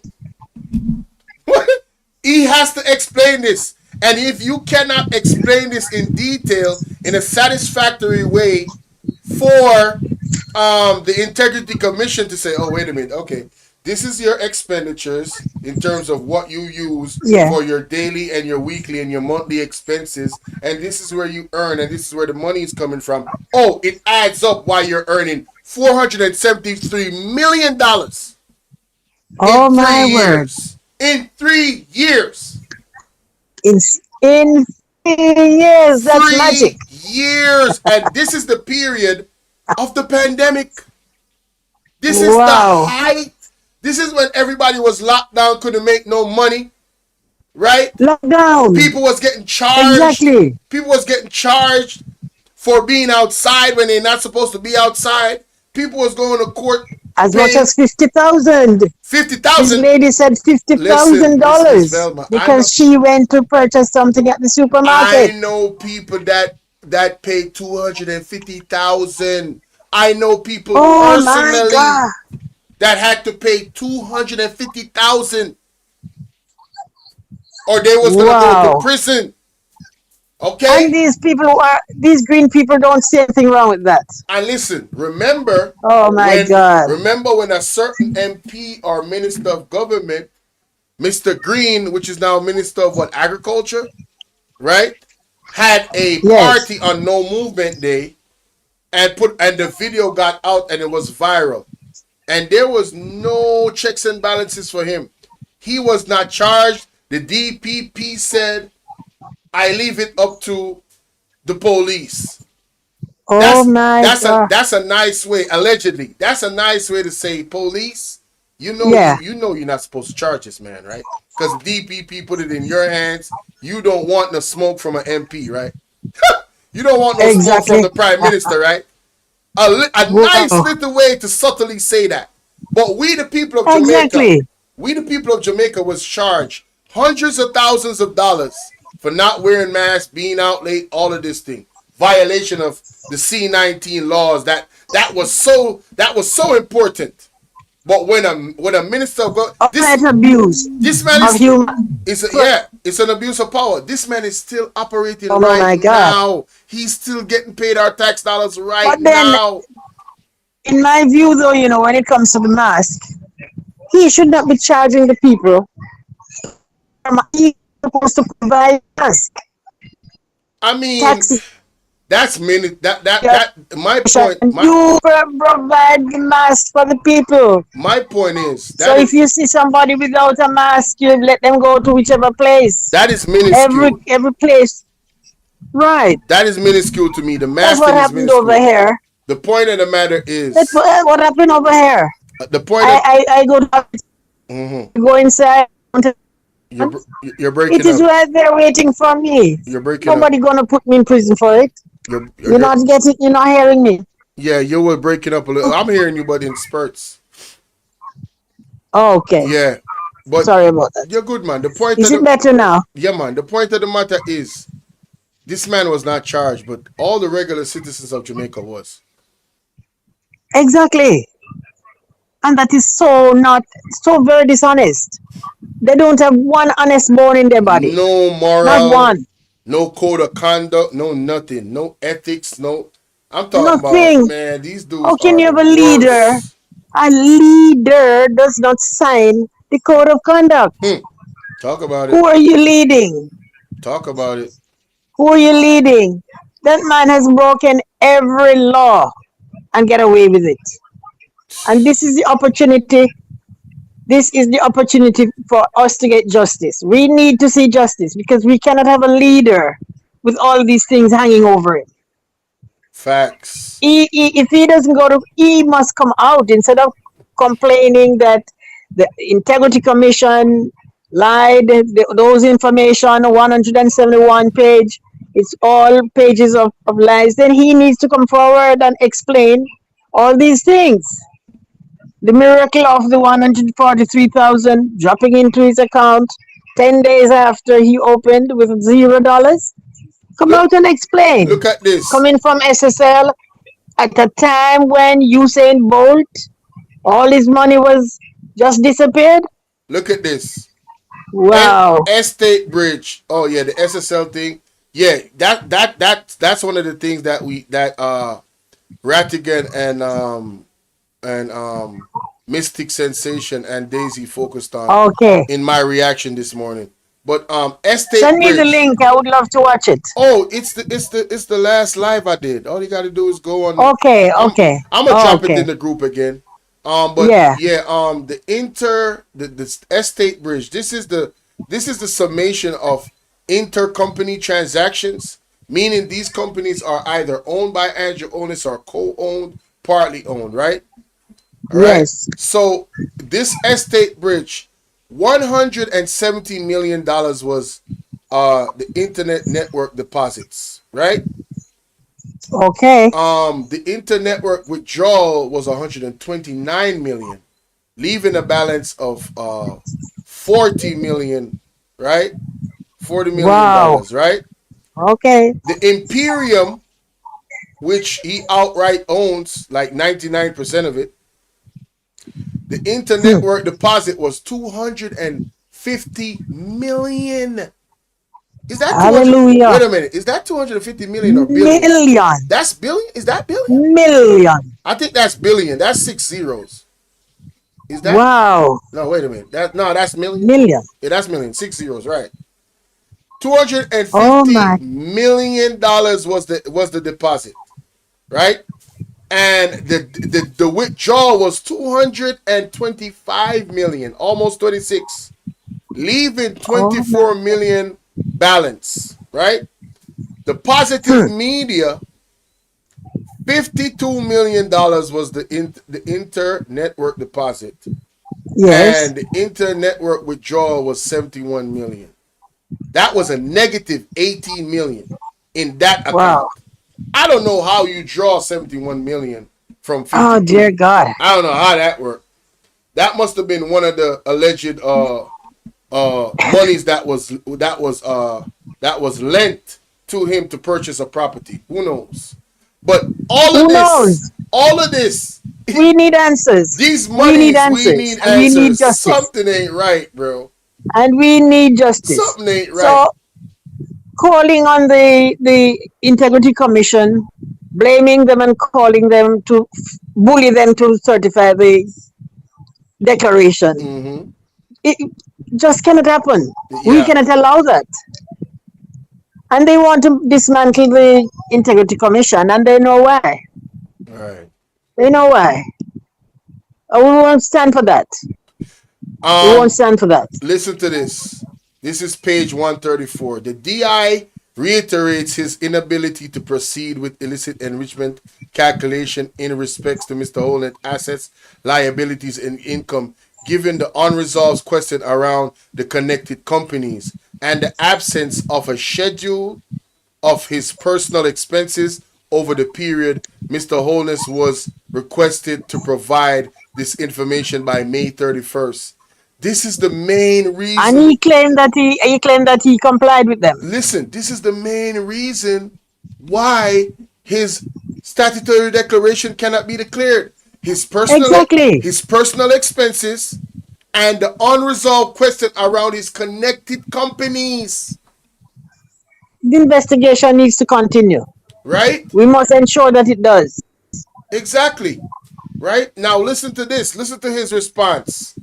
Mr. Holness, however, in a written submission dated July 16, 2024, indicated the following. On the advice of my attorney at law, I have complied with Section 39 of the Integrity Commission by submitting the required information in the form of a third scheduled party. This was done when I filed my 2021 previous and subsequent declaration, further subject to the objections sent by my attorney at law for your attention.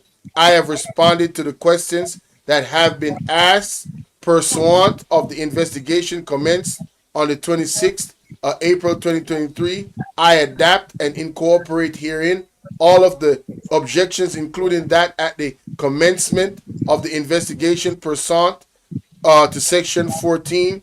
No allegations of corruption was put to me. In addition, I was not told nor was it established that my assets are disproportionate to my lawful earnings. In response to the injury as to the reason the matter was referred to the investigation, I was told that some new matters have risen. However, I was never told what those matters are. Continuing, having regard to Mr. Horner's response above, the DI highlighted here under a few paragraphs from a notice dated August 18, 2023, which was served on him during the course of the investigation. Take notice that the Integrity Commission is investigating the statutory declaration submitted by you for the year 2021 to determine inter alia whether there are reasonable grounds to suspect that you have contravened Section 14 of the Corruption Prevention Act, Section 43 of the Integrity Commission Act, or any other enactment, and whether recommendations ought to be made hereafter refer to the investigation. Take note, further notice that the Commission, from the proceeds of this investigation so far, has determined that your own assets disproportionate to your lawful earnings in so far as have been declared by you. Consequent on the foregoing, you are invited to attend the Integrity Commission at first floor PIOJ Building 16 Oxford Road, Kingston 5 on Thursday, the 31st of August 2023 at 10 a.m. to be interviewed for the purpose of providing an explanation to the director of the investigation, Mr. Kevon Stevenson, and or his designate for the purpose of answering questions concerning the investigation. How is he saying in that note that he did not get a notice? He did not know. I've not even read the full notice. This notice was given according to the Integrity Commission. This notice was given the August 18, 2023. 2023. And he comes out to say and he said he made this statement July 16, 2024, that he had no idea. Oh my God. He had no idea. No, man. I am sorry, but with all of that, I cannot otherwise than say he should be awarded as the world's greatest life. Oh my God, man. This dude he needs an award for that. Yo, this dude is special. Man, lied bad, you know. Yo, it says on the advice of my attorney at law. Yes. Somebody needs to investigate the attorney. Exactly so. Wow. How are you saying that you don't know when that notice was given to you? And the evidence is there. And they have a record interview at your office, bro. This man is special, bro. This man is special, bro. He's untouchable, eh? Man, oh man, boy, the untouchable Prime Minister. I have not even read this document in full. I am not able to read it in full yet either. It takes a lot of time. I just scrolled past that and found that part. Wow. Wow. Well, I hear he is so caught up about us getting the information from the opposition leader. Mm-hmm. Right. Mm-hmm. He's taking them to court. And I would caution him. Because he might just put himself, he might take them to court. He's going to self-destruct. He's going to open a can of worms. This guy. Because when it comes on to discovery, when you take somebody for a lawsuit, now discovery is going to ask for certain things. There you go. And that's going to open up a can of worms. So he's opening up a can of worms indeed. Oh, boy. He's going to self-destruct. Somebody need to talk to him, talk some sense, because they're under everything to do. Step down, step down, step down. You have no credibility, no integrity, no transparency. Gag order, gag order, gag order government. It's a gag order government. The buildings, the unoccupied buildings, $400,000 per month. No. Paid over. You gotta put it in full. You have to put it in full context. It's over $300 million in total. There you go. For those buildings that for they an leased unoccupied building for a period of time. Yep. And they said that they Wow. are maximizing our resources. Really?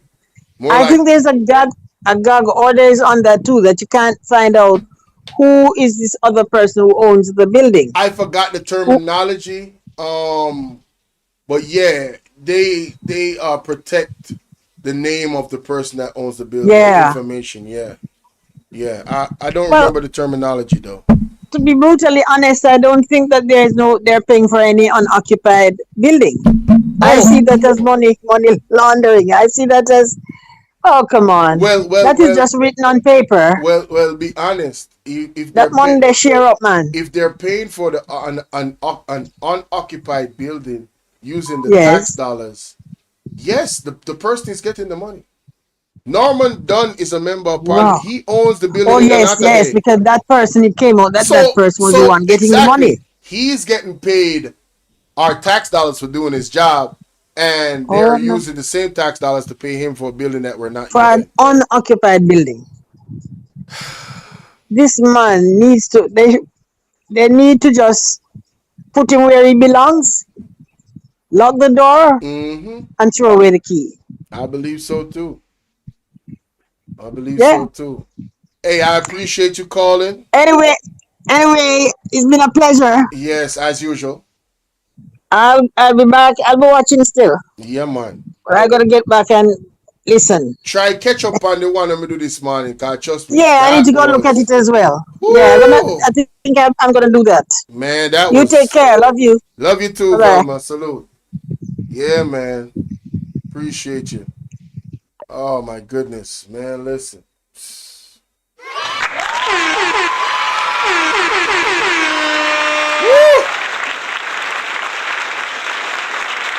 Oh my God. What about the $1 billion Oh, we got the broski calling. What's going on, Doc?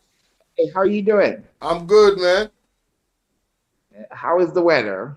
Oh, the weather is okay, you know what I'm saying? Thank goodness, no raining, but it's cool, you know. Okay. I'm gonna send you a few video I took of where I am presently here. It's not too bad, but oh, you're in the States, right? No, I'm actually in Grand Cayman now. Oh, okay. It's right at the resort here. Most of the beach are erosion now, but you have to give thanks. It did not strike here.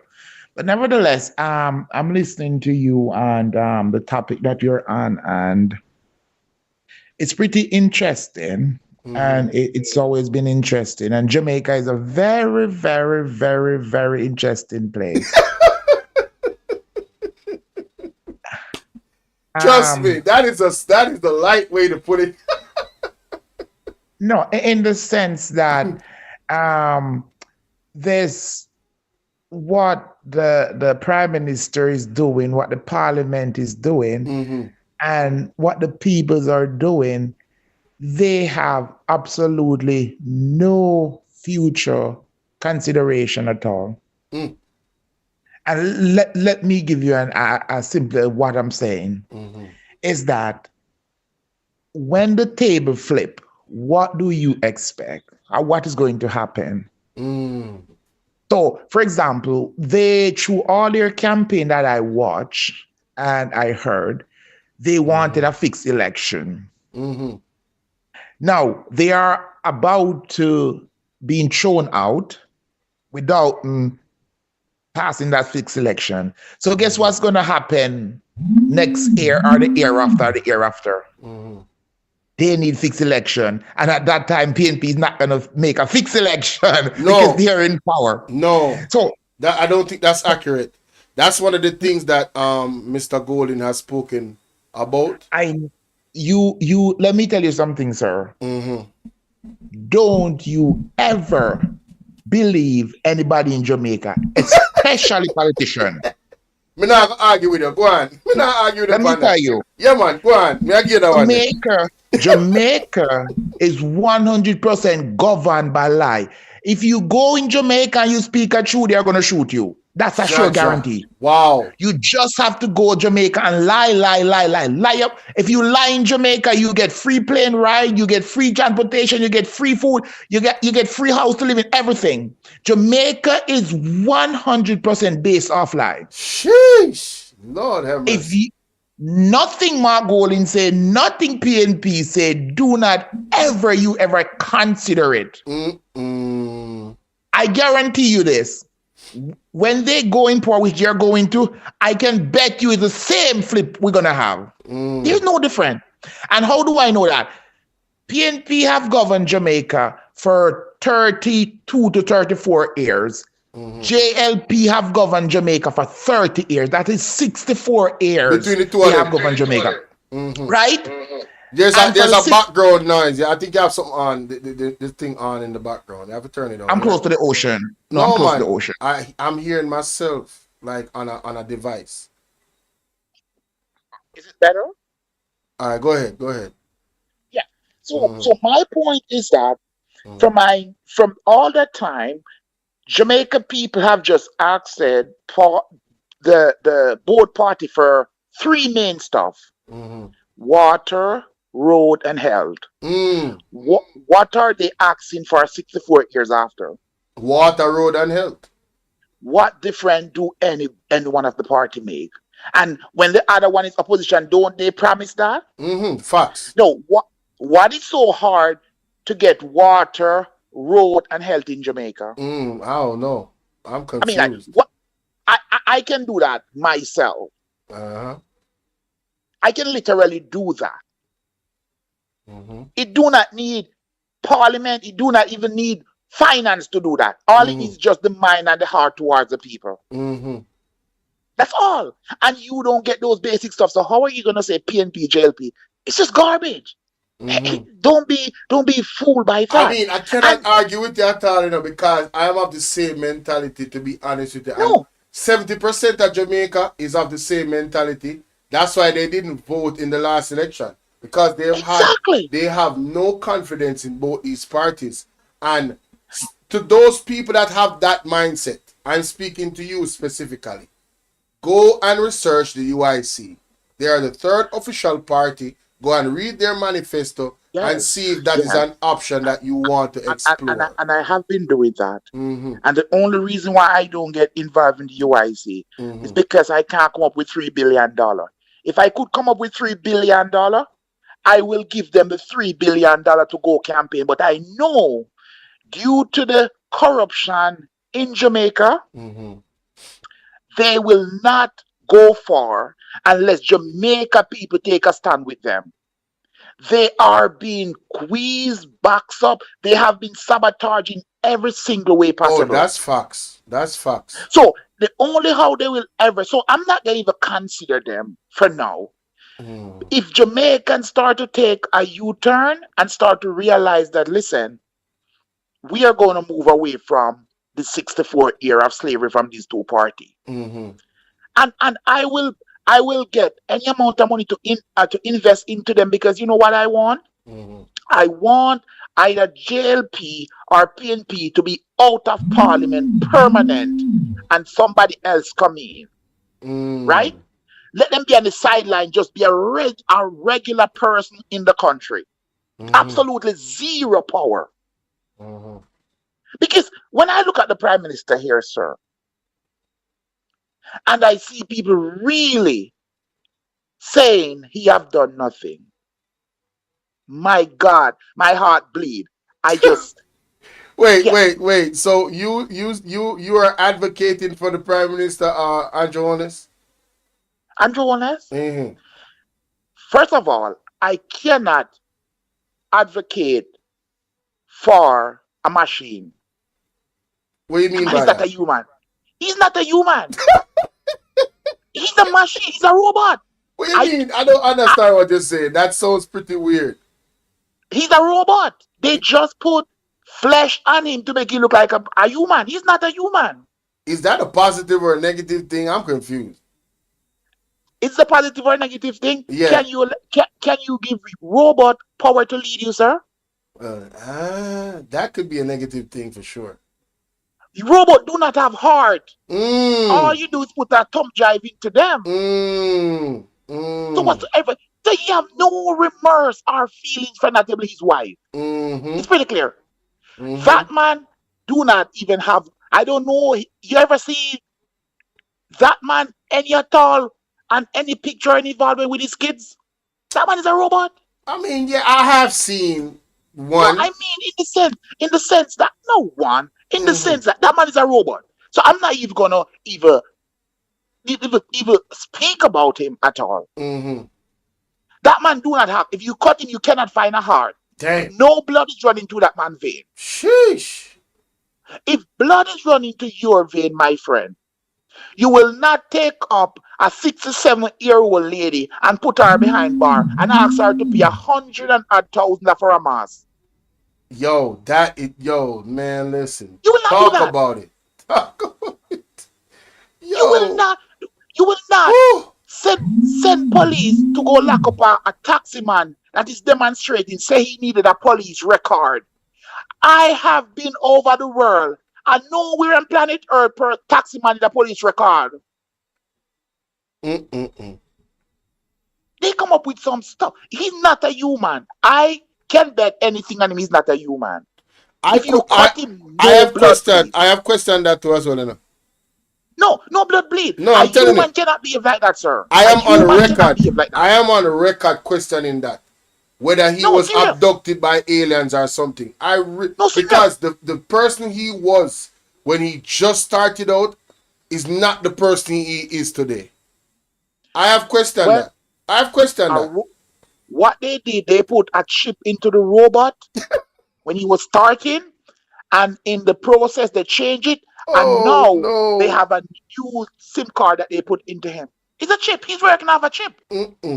Lord of mercy. Until somebody go in and change that programming, he's gonna operate just like that. Yeah. I haven't seen any changes. That's just like a computer, like a phone. You charge it, it stay charged. You use it, it run out, and you charge it back. That's just it. Yeah. This man is. Nobody can be so blatant lie. Nobody can have a charity, and you are making so much money, and you take the charity money, invest it to make more on it. Yo, that's special. I ain't gonna lie. That is definitely special. Remember, you're not using the taxpayers' money to help the people. I agree. You take all that, and you're telling me that somebody give you something to give the people, and you took that also. I was just looking at Charles Bridge. How many years now have Charles Bridge been broken down? Yeah, that is, man. Is the man a human? And guess what? You take $1 billion retroactive money to fix up a building that you have already invest $300 million in for rent that you're not occupying. Is that for real? And Charbridge needs $700,000 to fix? That part. Say that again. Let that sink in. Let that sink in. And there is school in Jamaica. I see principals say if they get $4 million, it can be drastic change in the school. Yeah. $4 million? And you're wasting that much money on 2 buildings. And you tell me that you have, and who's benefiting from the building? Because what I observe, with this whole saga with politicians, Jamaican people do not benefit at all from anything to do with politics. Let me tell you that. The facts, why do I say that? We give them money for the road don't fix.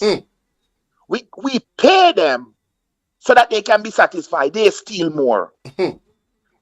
We have to buy food, we have to do all we have to do, right? Out of $15,000. So we make sure we pay them out of $15,000. We give them money to feature out of $15,000. We give them money for health out of $15,000. And we get nothing. And you know what? They said that leave, they steal it from us. I run business in Jamaica. A few business, just trying to employ people, right? Right. And let me tell you something, sir. I am sorry for people in Jamaica. But I am not. When I see how they are acting now, I am not sorry for Jamaican anymore. Right. And let me tell you why.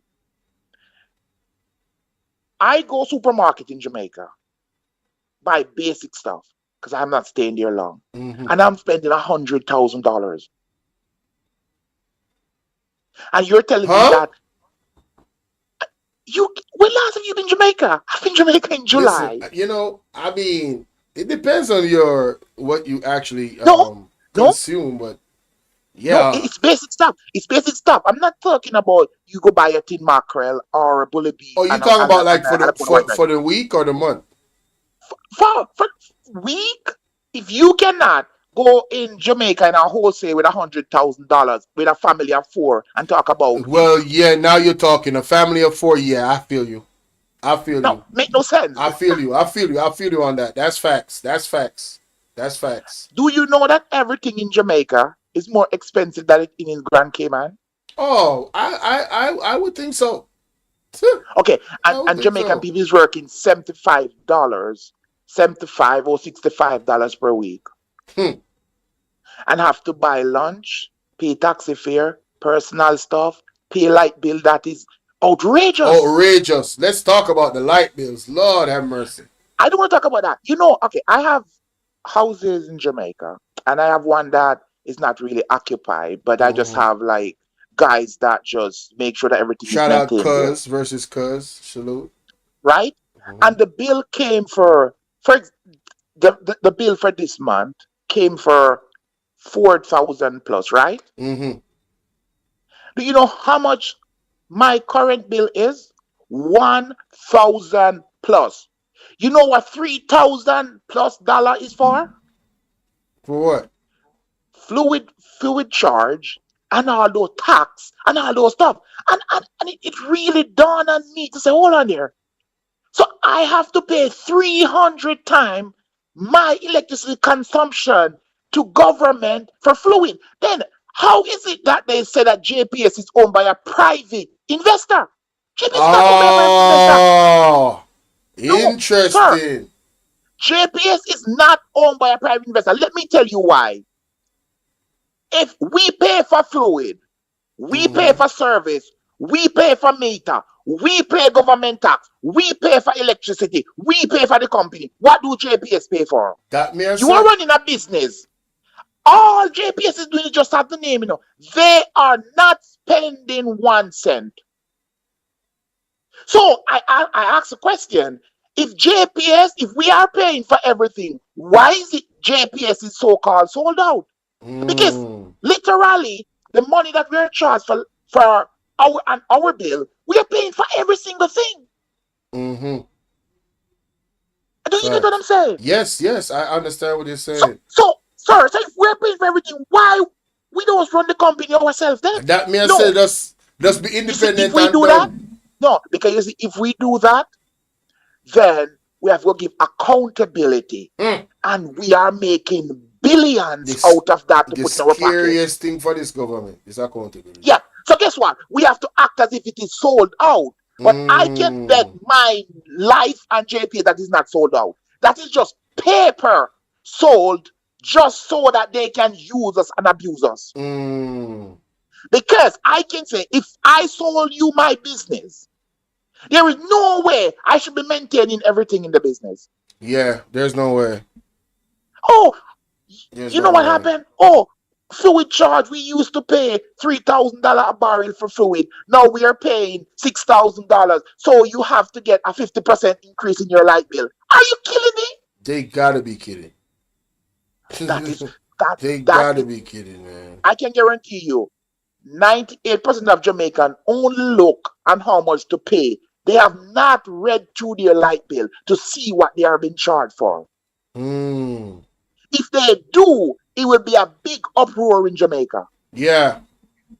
If Jamaican If people we really just start simply investigating, if Jamaican people just simply, when your light bill come, I encourage them, just read your light bill, see how much electricity you use, see what you're being charged for. And if you do that and you're not upset and you do not take it to the street, then something is wrong with you. Yeah.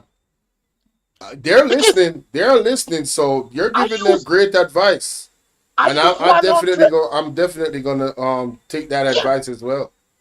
No, look at it. Yeah. You're not. And then there is so much secretive deception in Jamaica. That's why I say every single person in Jamaica is a liar.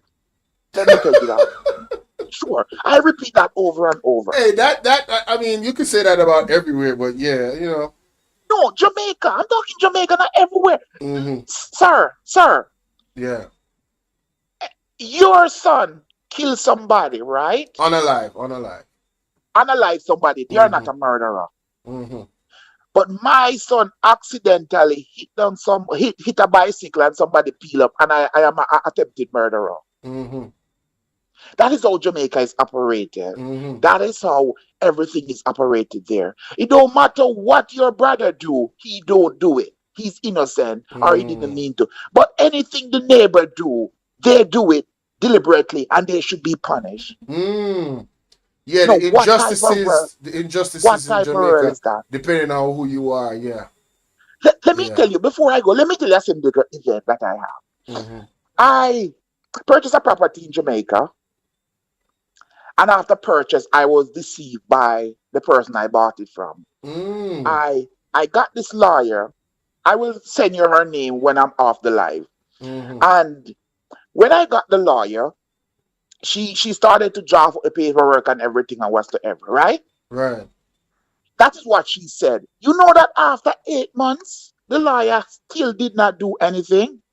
Now, I sent the money from overseas to her. When I was sending the money to her, right? That lady treated me like we were in a relationship. She called me any time of night. She follow up on the transaction, and then Jamaica was having this transition point which you could send certain amount of money and all this clearance and thing when you wire money to account. They were in that because of the scamming, the hype of the scamming at the time. Right. So I went through so much different process of trying to get the funds to her because some wrong information she gave me and then the verification and she need to go to the bank and all this thing. Nevertheless, it went through and she got the money. And you know, after 9 months' time, she have not draft up anything. What? Okay, let me tell you, that's not even bad. So I have her reported to the legal counsel in Jamaica. I had a case going on with her, right? Right. She was supposed to file an affidavit.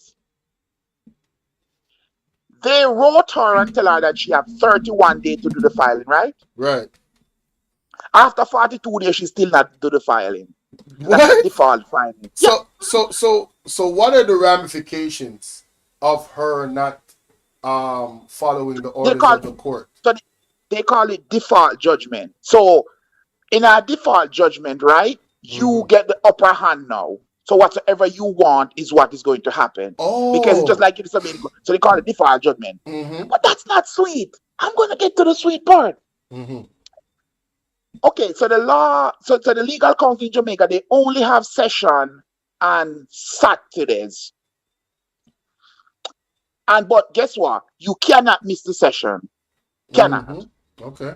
And they claim you have to be live. You have to be on spot at the session. Okay, the first session I show up, she did not show up. The second session I show up, she did not show up. You know what the legal counsel said to me? That she was a Sabbath person. I said no. I said no, she could not be, because most of the business I conduct with her is on Saturdays. So right. she's not. Okay. At the third meeting, she did not show up. So they call her on the phone. She tried everything not to accept the call and whatsoever, but they force her to, right?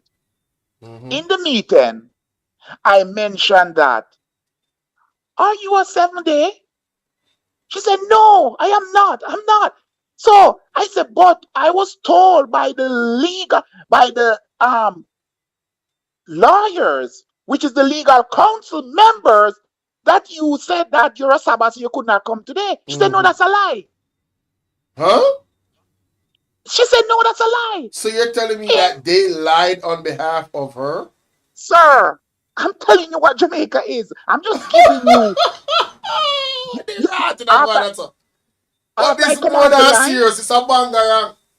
After I come off the line, no, sir. I want you to look up the members of the legal council in Jamaica. You will shock out your shoes. Wow. And this is all allegedly. The views and opinions of the caller is not necessarily my own. Okay.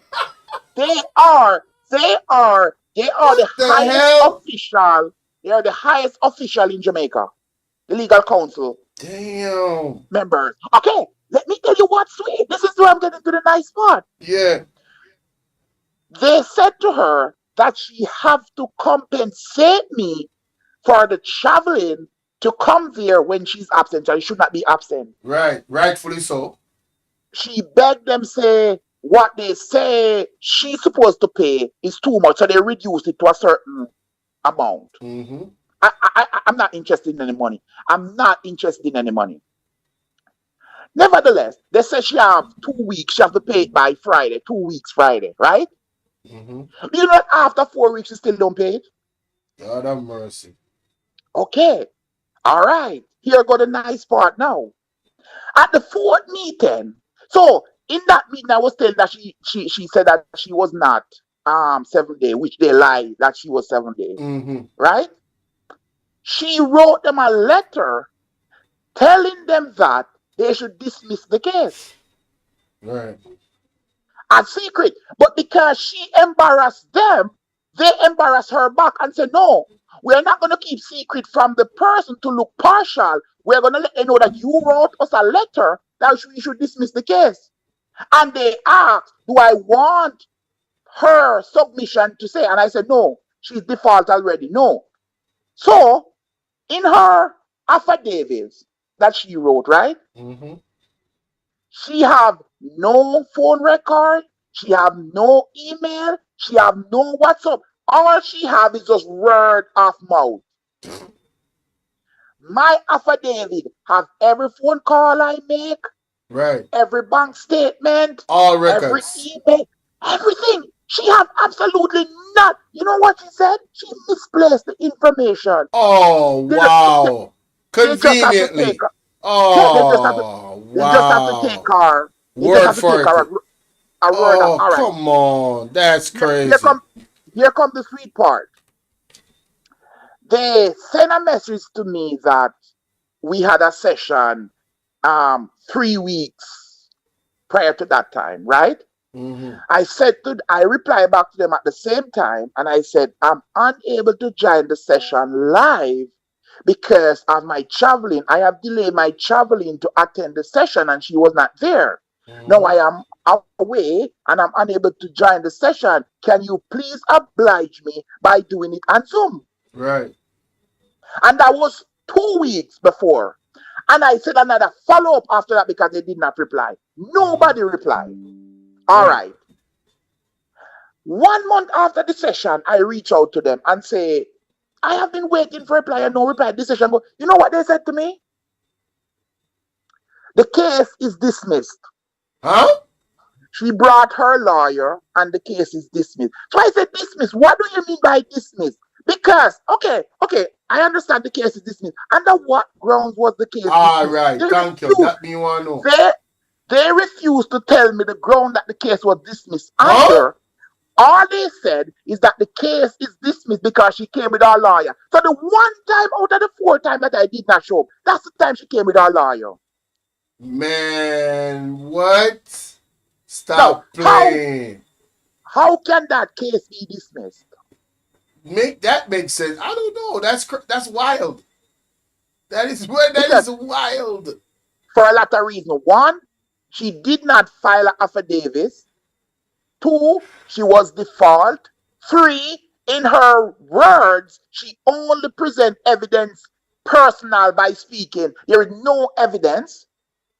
Four, she disobeyed the court order to pay the money in 2 weeks' time. So that's another default again. And with all those defaults, can you imagine that they said the one time, remember, I emailed this person 2 weeks before, almost 3 weeks. So it's not like it slipped me. And I've been communicating with, they did not reply. Right. And even at the trial, so-called trial according to them, and after the trial, they still did not give me a verdict. I have to find out what happened. And that was when they were informing me that the verdict was dismissed.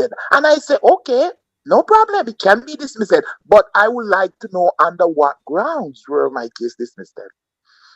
They can't provide me with a ground. And I have a lot more experience with the upper class or the so-called executive member of Jamaica. Look up who is member of the legal council in Jamaica. Yeah, but you said you was going to send it to me when you come off the live. Those are names. Those are names. That is some of the highest and biggest name in Jamaica. So not just every single person in Jamaica is corrupt. I don't want to some police is not corrupt. Listen, man, I was in the police force in Jamaica. No, I was in the police force in Jamaica. Oh, wow. Right? And you know what? Man. You know what the Swoop said to me? Yeah. That I'm a Christian, I should go to church. I have to go to church, go preach. You know why he said that to me? Because he asked me, what's your reason for joining the force? And I said, to serve and protect, and most of all, to help to eradicate the corruption out the police force, for people to love and trust the police force. And he didn't go any further. The man said, listen, young man, you're a pastor. Go to church. Go on to church. Wow. Yeah. Wow. So, do not trust the word of nobody in Jamaica. I hear that. We hear that loud and clear. Boy, from you see Israel, because to me, how I see Jamaica is when God took the Israelite out of Egypt. That is how I see Jamaica. So you see how precious the Israelite was to God? And what happened at the end? They become God's greatest enemy. Well, that is what Jamaica is to God. God's greatest enemy. Because God loved Jamaica just as much as how he loved the Israelite when they cried out to him and he delivered them. You know what? What you're saying is exactly what Sister Carrie Ann is saying in her prophecy, and this is the reason why Jamaica is going to be punished, because we're God's people and we're not doing right by him. And so, it's coming. You know what I'm saying? It's coming. When God take his cloud from over, remember, he said, you did not reject Moses, you reject me. Yeah, because Moses was the representation of God. Yeah. He said you did not reject Samuel, when you asked for a king, you reject me. Yeah. He said, I'm going to give you a king, but guess what's going to happen? My presence will not be with you anymore. That's what God said to Jamaica. My presence is not with you anymore. Big facts. I will give you what you want, but guess what? You will lose what you already had. That was me. Well, I'm going to close this out. It's been an enlightening it's a pleasure, conversation. Sir. Yeah. And take care and keep on doing what you're doing. Respect me, General. And do not believe no one. Anyone is giving it, let them give you proof. Right. No. All right, sir. Cool. Take care. Yeah, man. Have a good Take night. care. Respect. Bye. All right. Okay, cool. Blessings.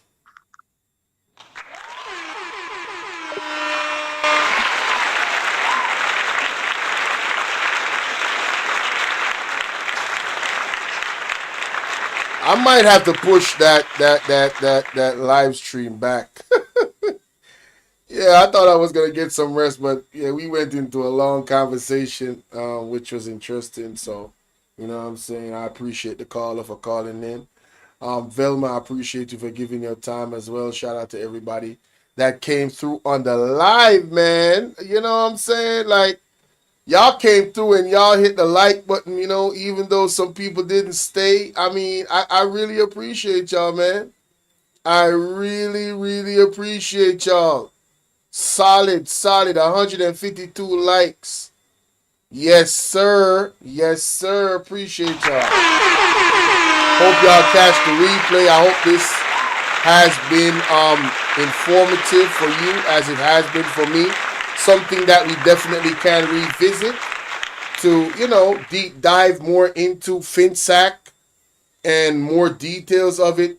But the basis of it, what I've seen, I feel more educated. I ain't gonna lie to you. Salute to everybody. I'm up out of here. Y'all have a blessed night. I don't know if I'm gonna go live again. Like I said I would. I'm sorry and I apologize.